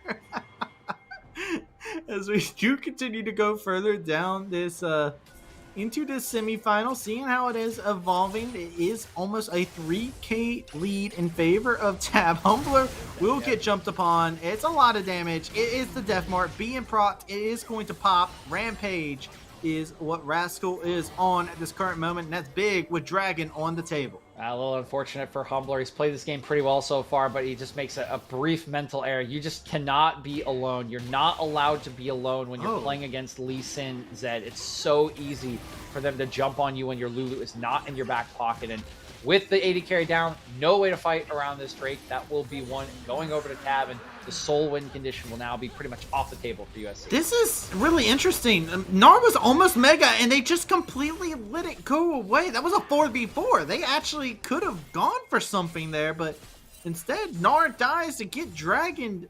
USC having yet again a lapse in judgment, I feel. Yeah, I missing comms right here. If you're not going to go for Drake, why are we there, right? Go farm a wave in top. Go try to push. Oh no! Oh no! Humbler is going down. The Shurikens will find their mark, and Zed is a ninja to be feared.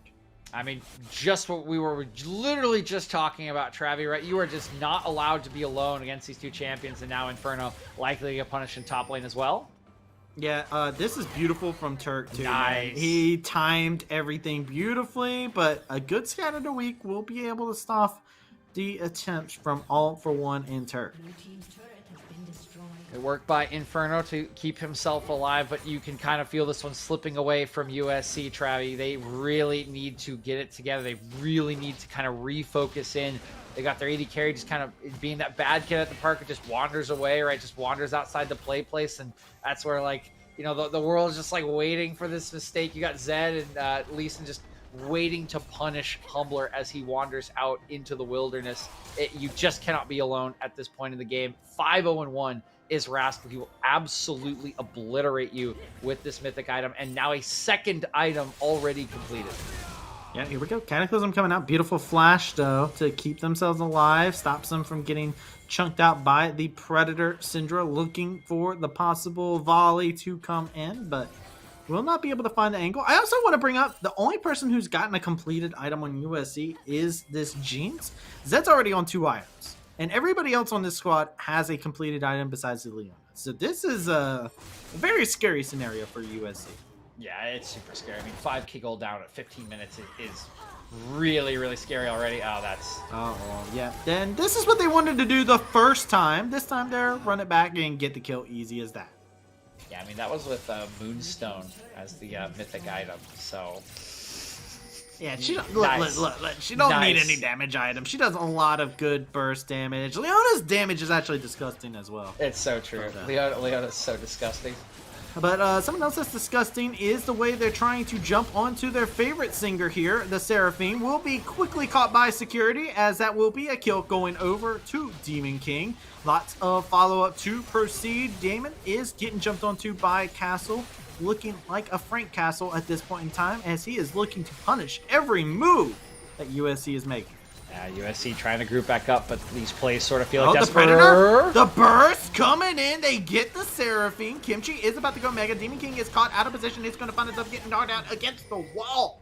Power is unleashed fully onto Demon King Sam, and now it's Turk trying to run for the hills. Humbler, fast in the path, is going to shoot out some rockets and find the kill. Castle gets a brief assassination onto Inferno. Damon trying to see if he'll be able to catch out this Lee Sin. The rest of the members aren't there just yet, so Damon is taking a huge amount of damage. Cataclysm is going to be able to come up, but the Gore Drinker comes into play. Super Mega Death Rocket doesn't find the threshold, and that will be Lee Sin taken out with 2 kills in the back of that fight. Yeah, lovely outplays by Castle at the end of the play, but I like the fight being shown from USC, right? They're in a terrible position. They just got caught out trying to make a play again, but they're not giving up, Travi. They continue to try to push, to try to find these picks. The Predator Syndra comes in clutch with that speed boost for the stun, and these are the kind of plays you need to make to keep yourself in this game, keep yourself alive, see if you can get Humbler to the 3 items point. He already has 2. He's going to die here. Yep, he's completely dead. There's no hope for him at that point in time. It is a dominating Zed. You do see the Predator coming out. Scattered a Weak will be able to stun, but nothing past that. There's still Herald up. This game feels so much longer than what it is because there's so many threats from this Tab squad right now. Yeah, again, that's the big problem, right? It's still a really, really giant mountain to climb for Demon USC. Demon King. Yeah, this is looking like the plot of an isekai anime, as it is just the party rounding up to face out the Demon King, and they will oust him successfully. But Dragon is coming up in 10 seconds, so this is an automatic L on that Dragon if they can't get over there quick enough. Oh, they're setting up a trap though, Travi. I think Tab is willing to still try this one out.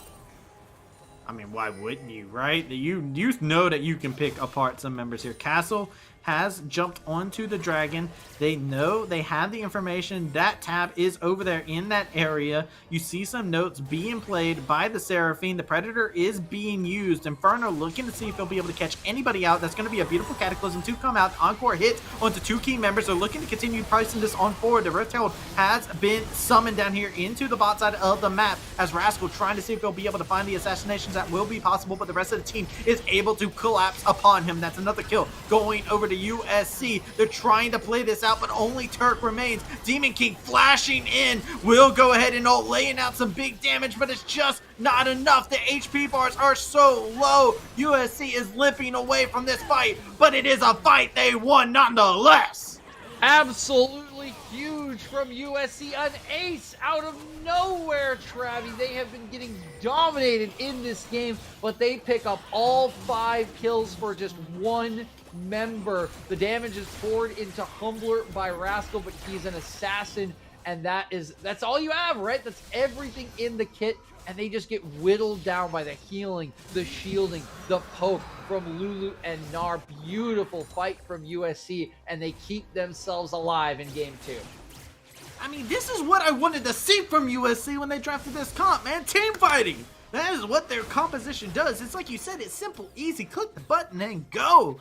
USC finally found the moment to do it, but the gold lead is still in favor of Tab at this current moment in time, and they still got advantages off of that. 2 towers dropped in the bot side of the map, and they got to put some critical damage on that bottom inhibitor with Herald. Yeah, again, the mountain is still massive, right? And you walk into your jungle, it doesn't belong to you. You're 6 turrets down. It's not going to amount to much. Yeah, they immediately press the button. Triple got chunked. Man, Zed does a ridiculous amount of damage, and he wasn't even anywhere nearby. Yeah, it's a decent attempt, all right? They have all these movement speed items to try to close the gap, get Jarvan into range to lock someone up, but easy still. Your jungle really does not belong to you. You can see Damon's just kind of getting pestered. He's getting chased out. Meanwhile, on the bottom side, where we have split pushing going on, and that's the power of having 6 turrets to nil. Oh, Castle, really? Castle, you are playing this like it's a game of solo queue, my friend. He is going in, he's going ham, but that Gore Drinker won't be able to resuscitate those wounds, as now the aggression continues to go on forward.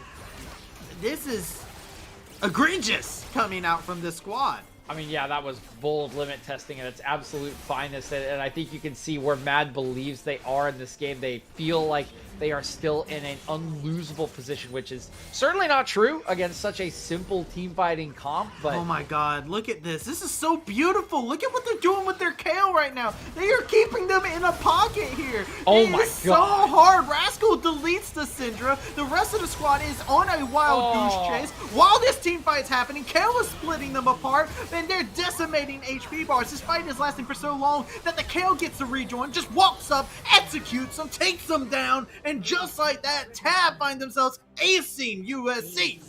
And now you kind of see why Tab felt like they were in an unlosable position, because they just let their team split push. They win a fight in what was initially a 3v4, a 4v5. Their Kayle has come all the way hustling from bottom lane, and they still just wipe USC off of the Rift. This Kayle is now fully unlocked, going to go back on the next base and complete 2 items, and with an open base, 2 turrets down, an inhibitor down in bottom lane, it feels like a matter of time before the pressure is just too much for USC to hold on. I'm just...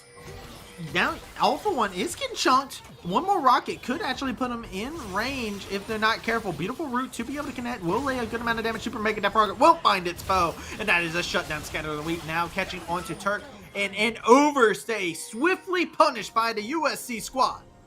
Yeah, the question is now, can they go to Baron, right? They're so far behind, Travis. They need to make something. I do not mind them flipping this Baron with 2 members off the map. This is the kind of play you need to go for when you're so far behind.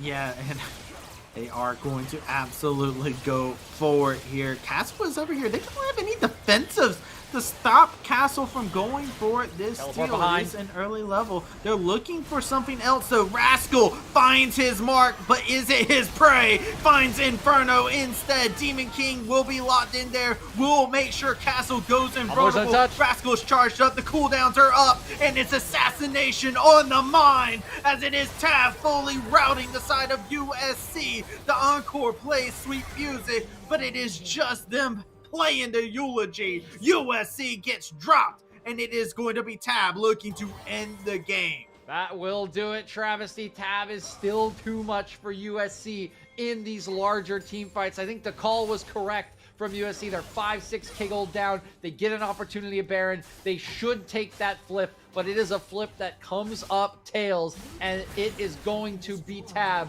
moving on to series point. They're looking for it right now. One last desperate defense, but the members aren't there. Inferno goes golden. It is going to buy time for Humbler to be able to join, but this Zed does so much damage as Humbler gets dropped by the Seraphine. Double kill coming in, bringing the redemption, bringing the healing. It is all coming on Tab in this game number 2 as they are just padding up the KDA now. Yeah, scoreline's just gonna be tapped up for, oh my jeez, that combo, good God, kick into an instant death from this Zed, and they're just having fun at this point, Travi. They are feeling good, and honestly, the way things are going, this is feeling like a 3-0 for some of these former champions from MAD, now in the colors of Tab. Tab is absolutely looking phenomenal here, and I'm gonna say it, bold thing, I think 3 bans are not enough for Rascal. Apparently not. We got to see a different strategy, but in turn, Tab just brought out a whole different strategy of their own, and we got to see how that played out.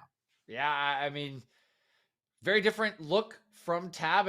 Honestly, I don't even know if it mattered, Travi, right? We have this Kale for late game scaling and split push, and while it definitely broke the game open as things progressed with, these skirmishes while she's in a side lane, the game was lost before that. I mean, this was all about Rascal just absolutely dominating, getting so far ahead and just carrying his lead alongside Castle, running over USC. While game 1, we had a lot of positives for USC, this game 2 does not feel like there's a lot. This game 2 felt like you just got bullied, and you really got to bounce back because there are no more second chances.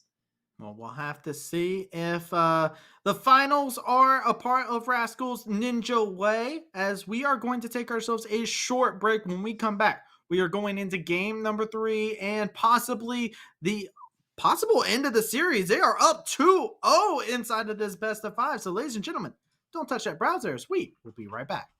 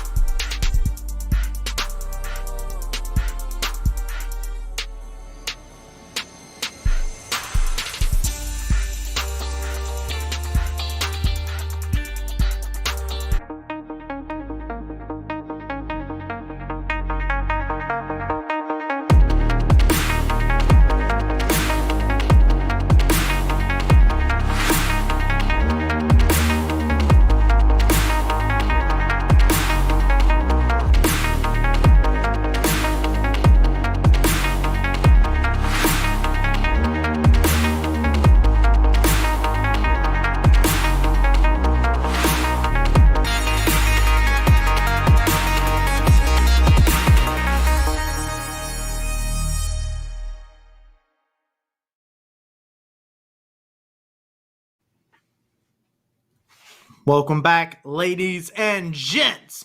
We are in the UAL. We are in match point here inside these semifinals. And yet again, it's brought to you with me, Travis C, and my ever so lovable co-caster, DJ. DJ, we have ourselves what has become a series that is becoming more one-sided, I guess, as it has progressed now. Oh yeah, absolutely. You're trying to find a euphemism for that, Travi, but it was going. That is the truth. I mean, we saw a very good game one from USC. It was close in the early game. There were a lot of good points, and game two was nothing of the sort. Game two was complete domination from the likes of Tab and largely with Rascal. He got those early kills on a couple of nice plays around mid and then top lane, and from that point on, he just dominated proceedings along with his jungler Castle, just murdering anyone that came in his path. And a lot less positives for USC to take out of this game. Definitely more of a, we need to scrap that one, reset, and try to get ready to keep our season alive. I'll be honest with you. There's some things, though, I'm fine with them not scrapping. I thought the composition themselves that they drafted was very simple to execute and had very strong merits and a very positive win condition that could possibly come out. It's just things got out of control in the mid lane, and then they never ever utilized Gnar's ultimate for a big team fight. They had a couple options staring them in the face, and they were hesitant. So I want to see that hesitation get wiped away here, because when your backs are against the wall, you have no other direction to move but forward or get knocked out. Yeah, very true, Travi. And that's, I think that the mental reset is the big thing, right? Because that game was probably a little demoralizing. They did have a pretty clear win condition that they just never got to utilize because of how far behind they were, right? Really hard to try to set up for TP flanks for your Gnar or front to back team fight when every time you try to walk in a river, your AD carry just dies because they press one button and the fight's over. It was a really rough setup. And so I do agree with you. They could look for a similar comp that is easy to execute. It's just going to be about getting to the point where you can use it, about the setup, and whether that is pure execution, whether that is some of the comms that we've seen that maybe haven't quite been on the same page. It's got to all come together for USC, or this magical run that we have seen from them, this magical first season from the squad. It's going to come to an end. Yeah, they don't want the carriage to turn into a pumpkin at this point in time. And it's still time for them to look for the ride of their life here, as they're trying to see if they can find a way to turn this series to their favor, get themselves a ticket into the finals where there is an opponent waiting for its challenger here. And right now, I do want to bring up this yet again. How do you reset from this and look at Rascal and say, okay, this is a perfectly balanced player? Like, not characters. He is a balanced player at this point in time. They made the wait 2 champions that he has not yet played inside this series. He just picked the 4th one and just went nuts on it. Yeah, it's a good question, Travi. I think at this point, the question of can you ban out Rascal has been answered. The answer is probably no. So I would look to not ban him out. I would look to let him play what he wants and try to counter it, right? Maybe not pick maybe try to full counter pick. You are on red side now, right? USC has elected to head over to that red side. So you can try to counter pick mid and get Inferno something that he can actually play into this incredible pressure that Rascal puts out. Please ban Seraphine. That is my request. I think you should put All For One in a place that he's not as terribly comfortable. He's playing Seraphine, and it's just super easy team fighting, right? Like, he's playing Moonstone Seraphine, and it's just like, I will give AoE shields, so all these crazy mechanical gods of players that I have inside of my squadron can just do what they want to, and I'll be the glue that keeps our team together. So, hey, look, USC, throw a haymaker and see what else All For One has in the tank. I think that's not a bad shout, Travi. I think that could really throw a wrench, right? We talked about the fact that All For One is kind of being a linchpin for allowing the rest of the team to do what they want. The one issue I could have with that, and that maybe he has this back pocket, is then you have to contend with Ziggs, probably. Maybe he's not comfortable in Ziggs, right? And that, I think, is where it's probably fair to potentially ban the champion. Just throw him on something he's maybe not comfortable in, right? There is a kind of, what I'm saying is there's kind of a ready-made replacement, but maybe it's not a comfort one for All For One, and you do shake up what is coming out from USC. Yeah, and even the Ziggs, right? It's not the same champion. There's no shielding that you get to put out. There's more demolishing that comes about it, but he's playing as the glue. Ziggs doesn't play as the glue. He is more of the C4 in a team composition. He is the explosive. He is the dynamite. He is a fuse waiting to go off. So I want to see. Maybe All For One does have this in his pocket, but call him on the bluff. Yeah, and one ban to see if they do call that one. Travi, the Yasuo is gone. The Lee Sin also gone from Castle. What are they going to settle on? Again, yeah, I don't want it to be a mid lane pick. We'll see if they agree with you or if they think it's something else that does need to be prioritized. Same pretty much bans from Tab. And again, no reason for them to change. It's all going to be about this last ban from USC and then see what Tab does prioritize. Yeah, and... oh, there it is! They listen to me! Yeah, that's what I'm talking about! Seraphine stands are not in a happy place. Skarner stands, however, are rejoicing. Tab, first pick, first time we have seen the sides flip. What does Tab put priority on? That's a good question. It was the jungler in game number 2 and game number 1. It was just some of those counter picks. He did pick the Seraphine in those first two picks. So see what they do go for. Oh, the Syndra's up. It's not banned away from them this time. It's going to be Rascal getting some early priority in the draft. But now you can counter him if you are USC. I do want to bring up the fact that you talked about the Ziggs, and this is actually something that I thought was a little bit more probable. Syndra can flex to bot lane with a lot of different combinations. Leona Nautilus work really well with it. So I would be curious to see if this could be a potential flex still. I could see Tab being the team to break that out and just throw a wrench in all the plans. Maybe. We'll have to see. USC has locked in a Lucian, Travi, and that makes me think we are going to get it. Lucian Nami. USC are going to put all of their cards into the humbler basket and say, my friend, carry us out of this dark pit that we have found ourselves in. It's all going to be about this bottom lane in the early stages. Yeah, I absolutely believe that we have seen Humble be the light inside of this team. But this is my point yet again, exactly. Yone gets locked in. The Syndra is in the bot lane. So you're playing Lucian Nami, but you have a mage that you have to contest. We'll continue with these AD picks, looking to hover this Graves that is still available. Of course, super strong champion will likely slot in to the jungle. Of course, they could flex it top and go with an AP jungle if Castle is feeling it. We'll see what USC has to offer. There is still a support that needs to be picked for Tab, so they are going to ban away 2 supports almost certainly in this phase 2. The question is, what do you go for here? I would probably see the mid counter pick. They're going to go LeBlanc. This one's interesting. It's kind of a classic matchup in mid lane, but it isn't necessarily a counter into Syndra in any way, shape, or form. You really is a skill matchup at the end of the day between these two champions.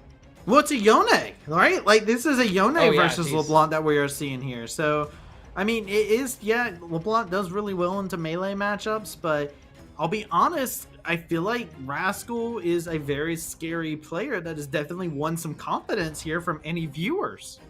I mean, yeah, I would be confident in him, right? He dominated game 2. He's got the Yasuo popping off in game 1, and this is a favorite of his, right? Yone is a favorite of his. I did forget that we had that swap in. And as you mentioned, this LeBlanc should have pressure early in this lane. Does kind of have the ability with the range to just push you in, roam to other plays, but that's kind of been the case for a couple of these matchups so far, right? Syndra should have done that to Zed. Didn't really happen. We had it in game 1. Didn't really happen. So, yeah, I would just be afraid of Rascal in general if he's on a comfort pick, which he is. Yeah, Rascal on a comfort pick. And this Graves is also a flex pick, right? Like, this is something that we could see Demon King playing. We could see this in Castle. They are keeping this information hidden. I'm personally expecting USC to go ahead and lock themselves in their jungler here and try to keep some air of mystery about their top side. Yeah, I would agree with that. You do already see the Graves make it a little bit more difficult on your opponents. They did ban out 2 top laners. Let's see what USC is going to go for. I'm shocked that USC didn't ban supports in this case. They banned out actually 2 tops, and they are going to look at the jungle. Jarvan is the hover. Already seen it once to some good effect. No, they're going to pivot and go Malphite. The weak side Malphite. They know they're playing bottom lane. They want to just give some support and someone that can be stable, but you could probably just move the Graves up top and pick an AP jungler here. Yeah, this is actually a very interesting thing. They are choosing to go for the weak side top lane matchup and try and clear up this air of mystery on who the hell is jungling for Tab. Oh my. And the mystery isn't solved. I think that is the jungler. I think the Karthus is the jungler. I think Rascal's going top lane. You're going to take exhaust on this Karthus, and to be honest, what if it's Yone top and then Syndra mid and then Karthus bot? That is a possibility. That could be a thing. It does go a little bit more against what All For One was playing earlier, which is a little more wave clear, like simple, easy wave clear. And we do see Kindred as the final lock-in. Double AD carry going to be the selection for USC. Interesting considering they're not really going to get Prio out of the top lane, and you need to get stacks onto this Kindred. But Daemon just trying to get a little extra firepower, I guess, into the roster. So there we go. We do get to see the mystery has been solved, pieced together at Spritly here. So we do get the Graves in the top side, like you were talking about. Just flets it up there. Blocking an AP jungler. Karthus fits that mold. And then we got Rascal on the Yone. Syndra for All For One. And then Turk back on Nautilus. So all in all, this is a very crazy composition to see. Yeah, this has been an interesting draft 3, and I have to say, Travi, I mean, we've seen Tab just kind of like blown it out of the water. They've been drafting for comfort and for fighting rather than like a composition.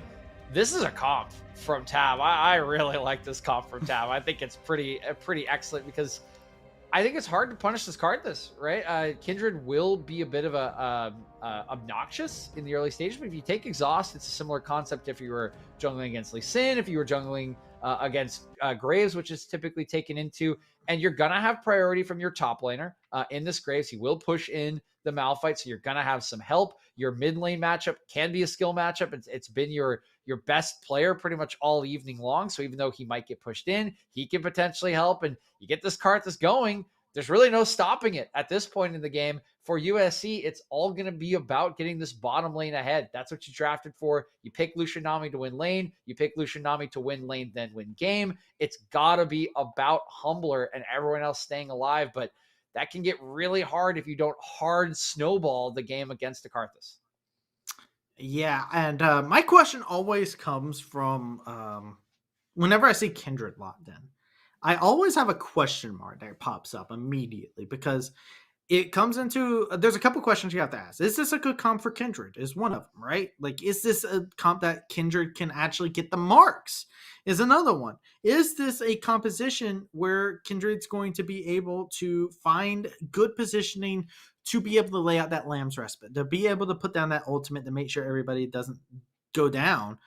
There's a lot of questions, and it all comes down to how mechanically comfortable are we going to be able to see them on this Kindred. And Damon has not been able to find any big plays. He's actually had a couple of blunders. So I'm going to be keeping my eyes very careful because we've seen the flash flag and drags that have missed. We've seen some missed opportunities. I want to see what he goes for inside of this. And is this more of Damon's comfort? Yeah, that is going to be the big question. Kindred is a very hard champion to operate, as you mentioned, right? Both individually and as a team. It requires a lot of coordination. It requires you being bold and clever with your early game pathing because you've got a big target of where you want to go on the map, right? Where you want to get your mark. And some of the best Kindred players find ways to use that to their advantage, right? The mark is, maybe a top side, but instead they're in bottom side, trying to get a kill, right? Really trying to mix things up. But again, that requires coordination, and that's something we have not seen be perfect from USC tonight. So it does raise a lot of question marks for me as well when you are playing against something like a Karthus that is just going to scale for free, right? You've got support for it. It can fight you if it has exhaust, and as this game goes on, there's not going to be an answer to it. So I think it is an interesting pick. And I think it will have to come off if the likes of USC wants to win. The biggest question I have that was not really mentioned is, where do your resources go, right? You want Kindred to get ahead in the early game. but you also need to protect this bottom lane that you drafted. So I'm fascinated to see if USC has a priority and whether they can execute on getting both of those critical portions of their composition into a comfortable state. Yeah, well, we're going to find out our answer right here. The 5-stack coming in, striking in hot, and the Scatter the Weak will be able to stuff any attempts of the invade being successful.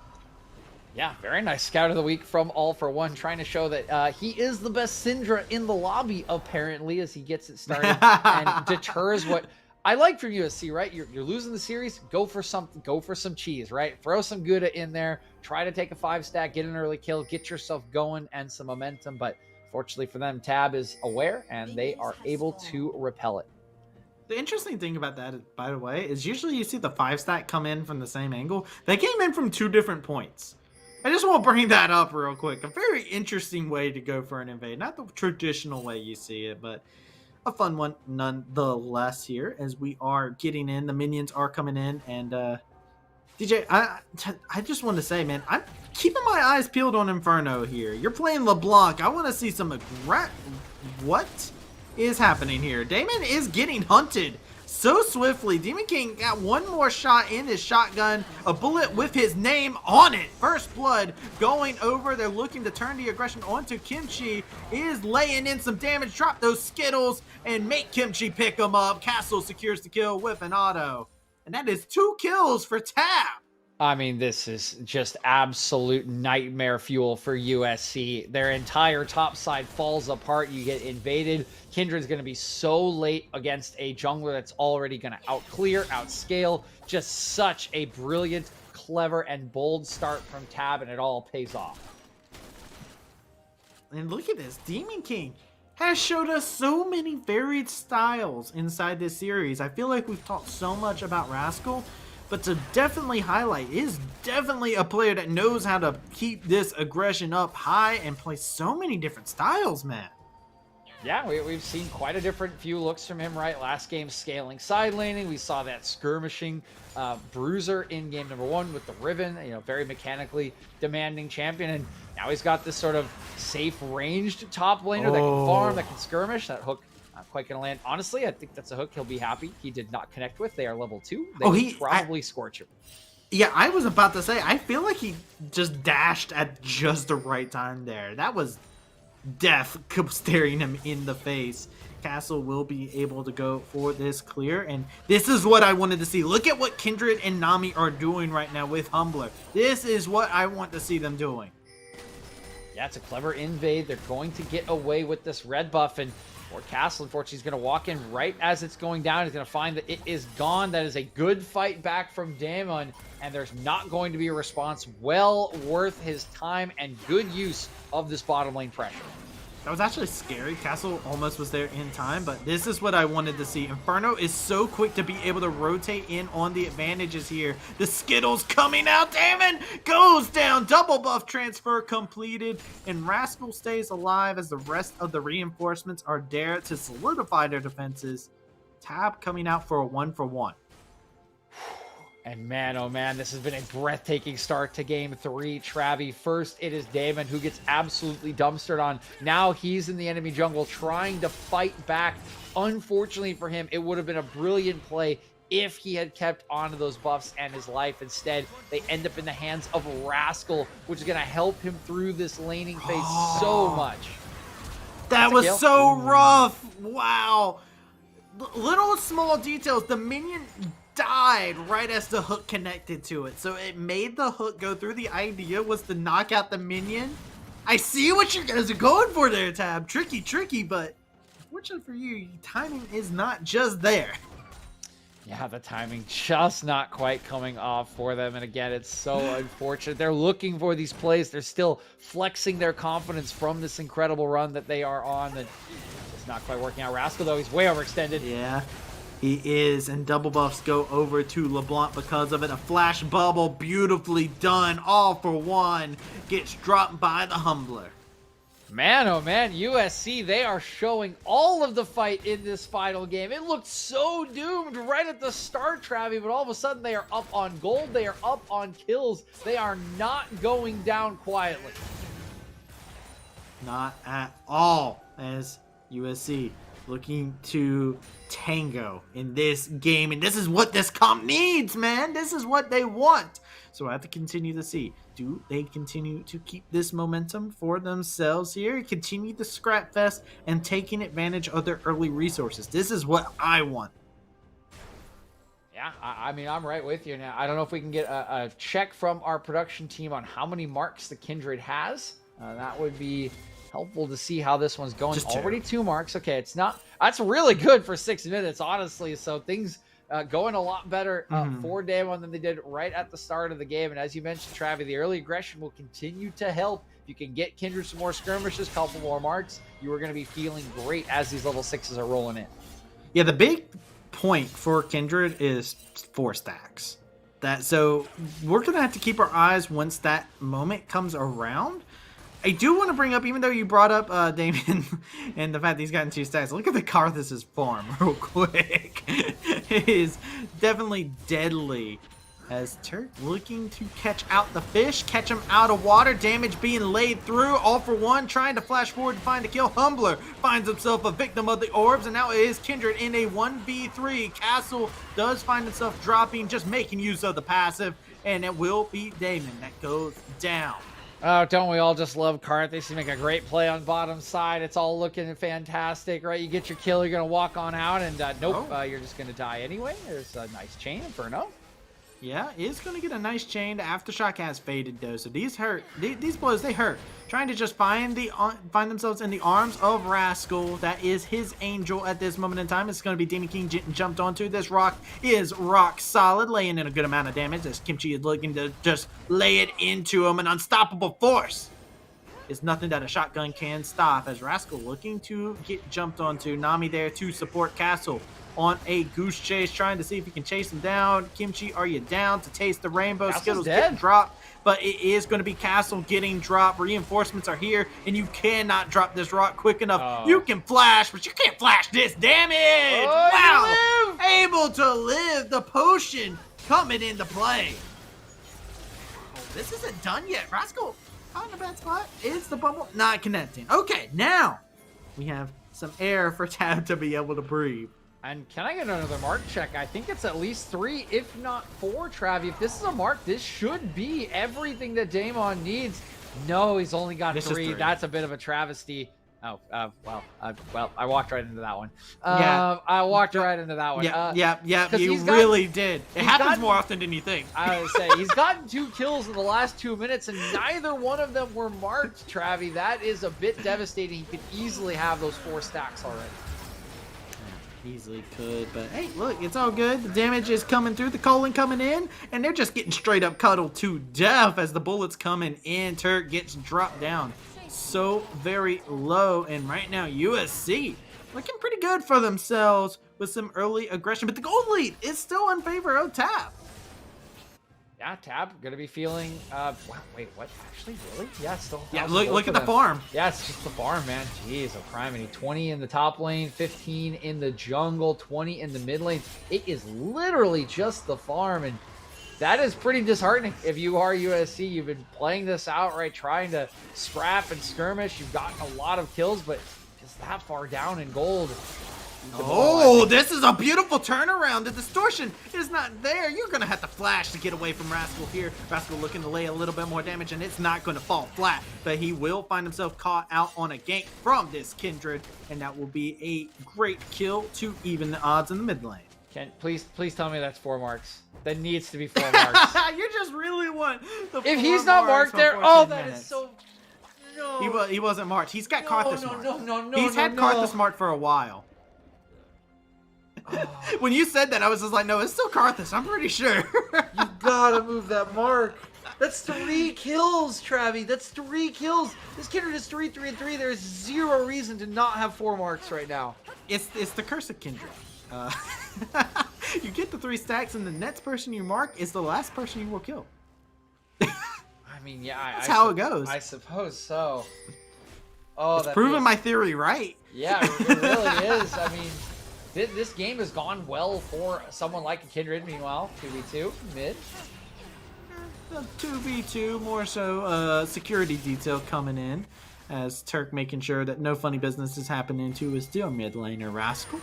All for one. It was fine to just do this, and I'm noticing a trend of self-sufficient bot laners for all for one.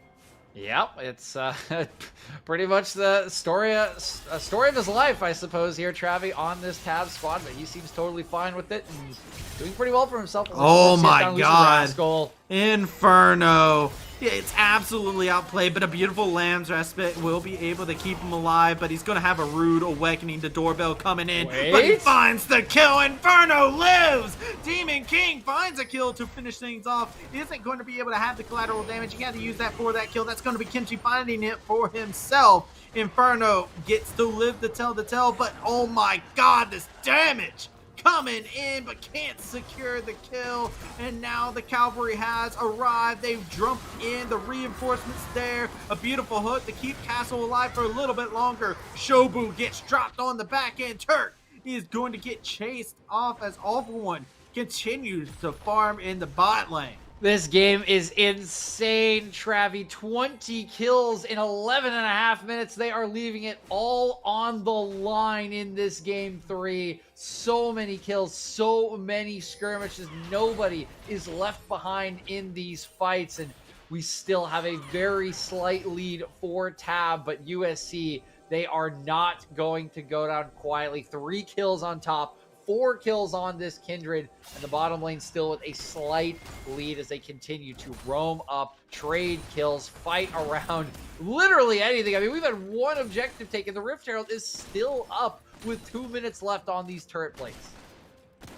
Yeah, and oh man, this is such a good game to see from USC. And they have woken up. They realize, hey, we're on the knife's edge at this point in time, and let me tell you, it's a sharp knife at this point in time, because dropping here means you are cut, and you are cut so deeply you won't be able to find yourself into the finals. USC looking to scrap back as Graves, possibly caught out of position, will be able to get out of harm's way.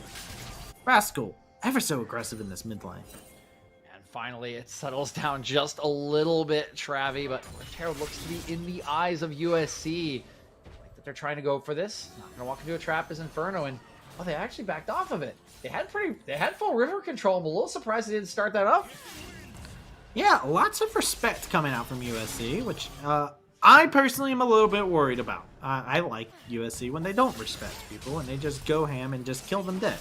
But so far, find themselves caught out of position again here. Inferno taking a good amount of damage, and I feel like the constant fights are definitely something that they found some success with, because the gold rate is actually increasing slightly over time the more they stay inside the laning phase.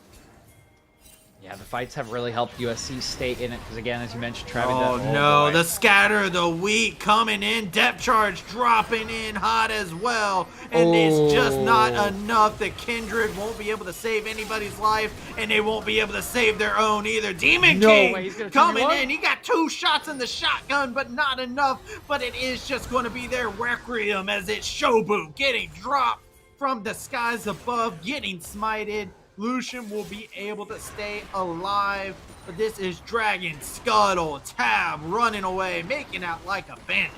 Yeah, they absolutely do. We said these fights were working out for USC. Well, this one does not. And the fact that Humbler lives is the only good thing that comes out of it, but they get absolutely blown up in their jungle, walking where they do not belong, and even a bit of a miscommunication, mistiming on the Lamb's Respite. It doesn't save Inferno, it doesn't save Daemon, and they lose so much in this exchange, going down now nearly 3k gold.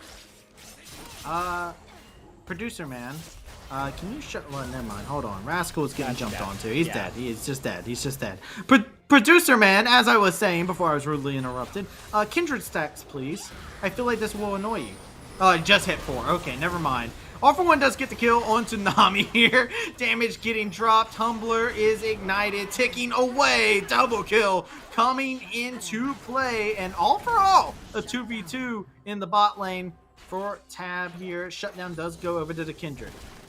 Yeah, I mean, that's pretty nice for Daemon. He's now 6-5-4. He gets 2 extra kills. He's got those 4 marks as well. He's going to go back and start working on his second item, Travian.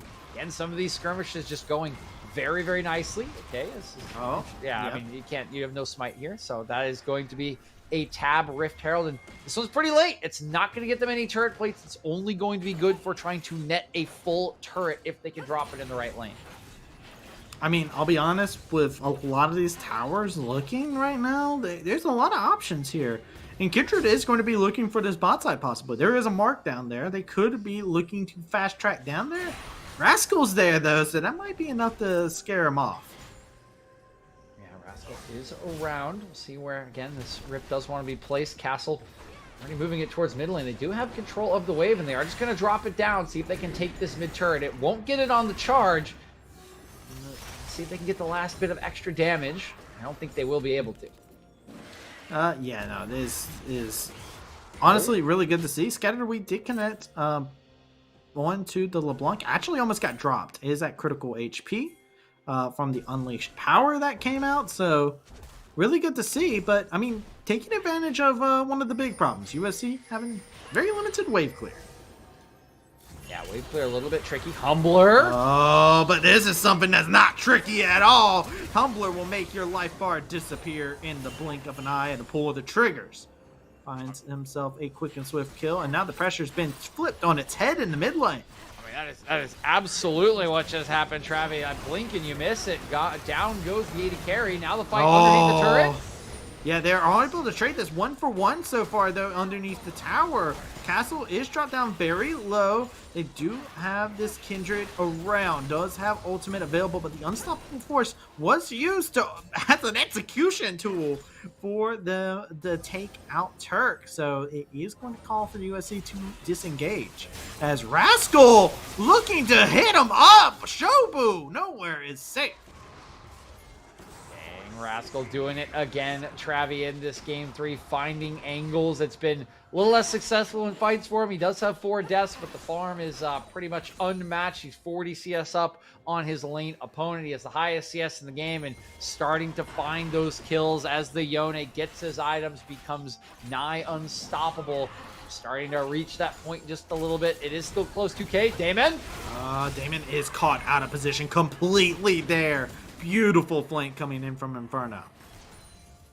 Yeah, nice stuff. Once again, All for One just got caught out for the second time in as many minutes. Travi just walking way too far up in lane, disrespecting the amount of damage that Humbler and Damon can do. I mean, Damon has 2 items, right? He's got a Wit's End. It barely does anything to him to take some of these bursts from the Syndra ult, from the Castle ult as well.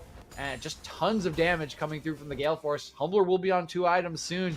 Really got to start respecting that if you are this Tab team.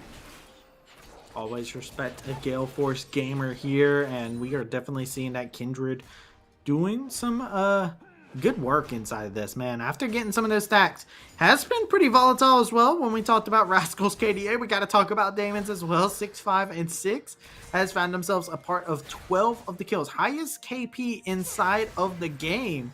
But you can see that's come with a cost in the death. So definitely playing a high risk, high reward style. And have to see if this continues and see if it does end up biting them at any point in time. High risk, high reward, the name of the game when you have 34 kills at 19 minutes. The question is which kills are going to stick. We saw something similar in game 1, Travi, for USC, but then they made critical mistakes around the big objectives. Oh, this is a big ult here. It's a lot of damage. Shobu barely gets to survive. Nope. But it's not for long as the kill will be secured. The Leandre's burn is so huge as well. Look at the chunks that have came out from that. Yeah, and that's a problem with playing against a Karthus, right? You just lose a member, and now it's a 4v4, but there's just a split push in the top lane. It's going to be a full turret secured by Demon Kingman on top of the Drake, and this might be the mistake we were talking about, Travi, as it is a huge swing in tempo and in gold and in map control for Tab. Tab just looks like, even when USC is picking up fights, they figure out answers. USC hasn't been able to find a single turret in this game. All 3 outer turrets have been secured by Tab. And Damon, yeah, they're catching out Demon King Sam. The Immortal Shield Bow has been brought, but look at this. He's immediately forced back. Fights that looked more decisive for this squad is coming into a couple question marks. These fights just just left them behind in gold, have given so much gold over to the enemy team, and now that card scaling starting to come online. Double scatter of the week. It's not going to result in any kills, but you can see the damage starting to come through. Almost 2 items for all for 1, and these breakpoints coming through. Once you see 2 items on this Yone, 2 items already on the cart, you start to be very, very afraid. If you are USC, you do not scale as well as them unless you can get some sort of 5v5 with a huge Lamb's respite and time starting to run out on this USC Dream. DJ, he just finished a Rabadon. 2nd item. This is going to do so much damage to this LeBlanc. Remember how I was telling you about, look at all the damage I did just straight up raw, right? Yep. It just doubled, man. Yeah, it is a scary prospect. He's working towards 3. I mean, this is a pretty fed card. This is only going to get worse as the Dark Harvest stacks, continue. He's going to get a Void Staff. I mean, yeah, why not, right? Make sure you've got the Wit's End, right? Make sure they can't. There are some itemization against Syndra, so make sure that you can still cut through. I mean, it is going to shred. This is going to be a scary prospect for them. Inferno, though, finds another beautiful flank there. So good. Unleashed Power almost took out Humbler. Almost up. Humbler was able to stay alive. Turk is caught out of position here. Damon is going to be able to jump onto him and lay a good amount of damage. The Anchor Toss to get him to safety, but it's not safe enough. The damage just bites through that shield. You can throw out the depth charge. You can throw out whatever you need, but you're still going to find yourself dropping to your knees. Oh, the Anchor Toss coming through, bending around space and time itself. The Coley will catch him onto the back half there, but the Graves does find the follow-up to get the kills for themselves. Nautilus gets the Kindred as well. The tower shots coming in. It is just going to be the Shobu caught out. Reel him on in. The bubble doesn't find its mark. He's just trying to waste some time, but Demon King will find his mark. No assist to be gained for Castle. Are they just going to hop on the Baron? I mean, they get the kill right in front. They are. They're just going to go for it with the Karthus and the Graves. Graves can tank this forever. This needs to be a response from USC with this ultimate from the Malphite, or this series could be over. I mean, he's going to have to look for it, but it's not that much damage. You got 3 members to deal with. LeBlanc doesn't have TB, has to walk all the way from bot lane. This Baron is going, and gone. You unstoppable force, but you're finding yourself just into 3 members. Demon King has the Immortal Shield Bow. The beautiful use of the Unleashed Power. The Augment doesn't hit onto its intended target. Trying to still see if they can chunk out Inferno. He flashes forward with the distortion, but will find himself stuck inside the pit. And you can recall all you like, but it is just some damage coming from the skies, raining down. 2 kills, dropping on over now. Humbler looking to see if he'll be able to find his mark onto Castle. Finds the kill, but the passive is going to be utilized. A double kill coming in for the Karthus.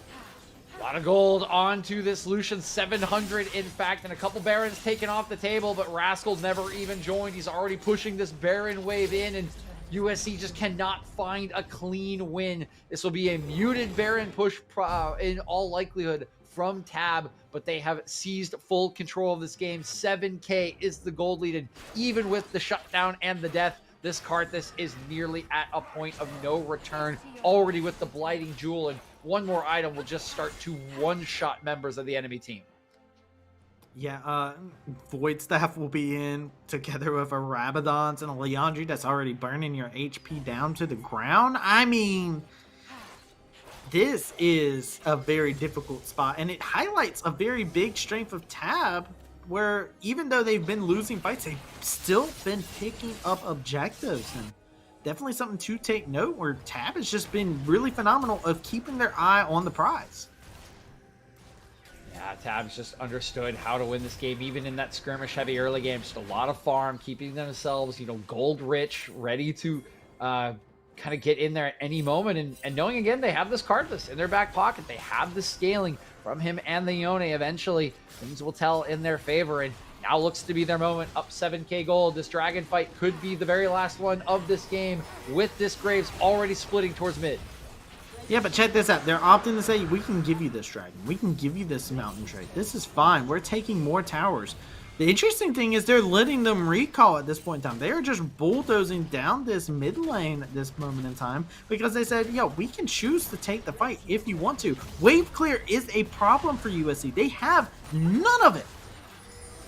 Now, wave clear is certainly a problem. They all have to throw their bodies into the wave to clear it away.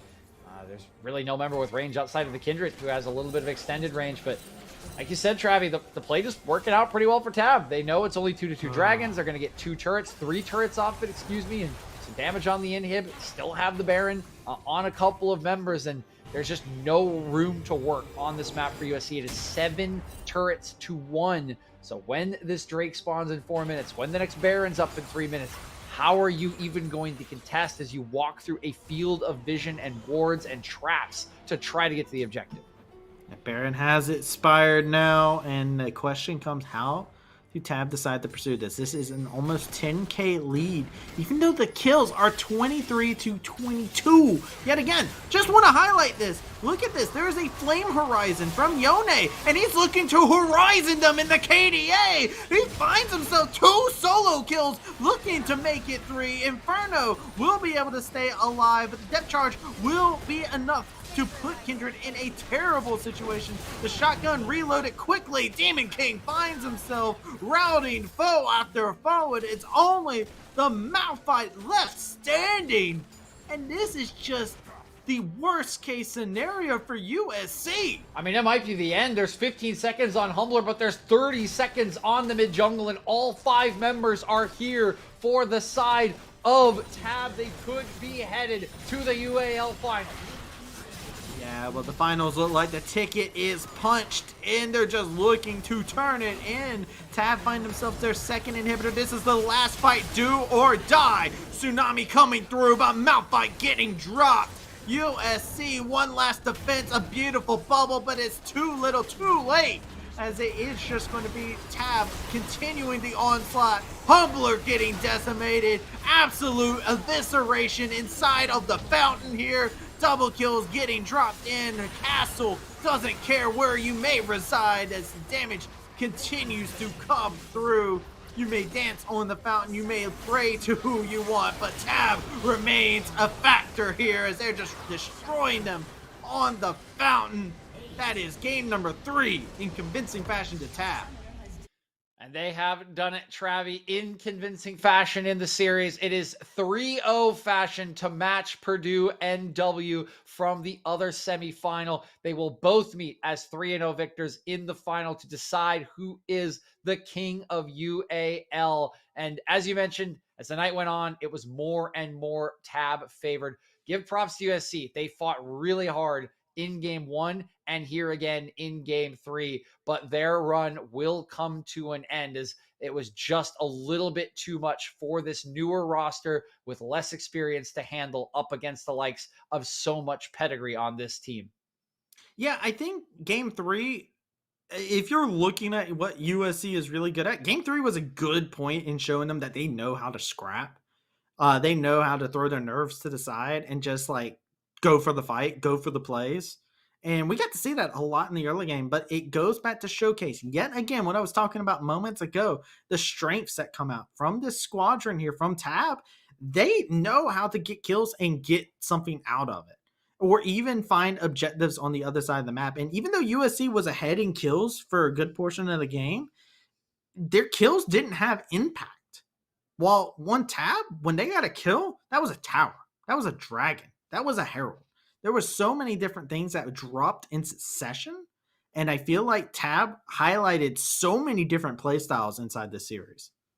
I really agree with you, Travi. And again, I think that speaks to the experience and pedigree of the roster, right? They've been here before. They know what it takes to win this kind of series. They've played multiple styles to win these kind of series, and they understand in game where they need to be at their sharpest, even if things aren't going their way, right? Like in game number 1, they know when they need to flip the switch, where they need to be to flip the switch. And it really did show here in this series. I think it was a huge difference maker in a couple of these games. Of course, game 2, more of a throwaway, right? More of a dominating from start to finish from Tab. But that I definitely agree with you was one of the major factors differentiating these two teams today. On another day with more experience in semifinals, I think USC puts up a much better fight. But I think, as you mentioned, all of the decisions that Tab made are ones that you would expect from players that know how to win games and win series in League of Legends.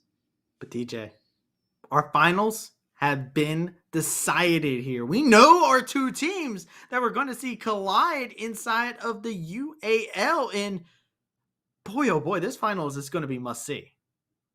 Yeah, I mean, I think it has to, right? You get 2 3-0s on either end of the semifinals. That just sets up a very, very exciting battle of the Titans in this final series. And as we mentioned already a couple times tonight, there are some reigning champion players on this tab roster who will be trying to defend their title from last split with Mad City. So they will have it all to play for to really prove that they are the best in UAL that UAL may have ever seen. And on the other end of things, Purdue NW going to try to usurp those Kings.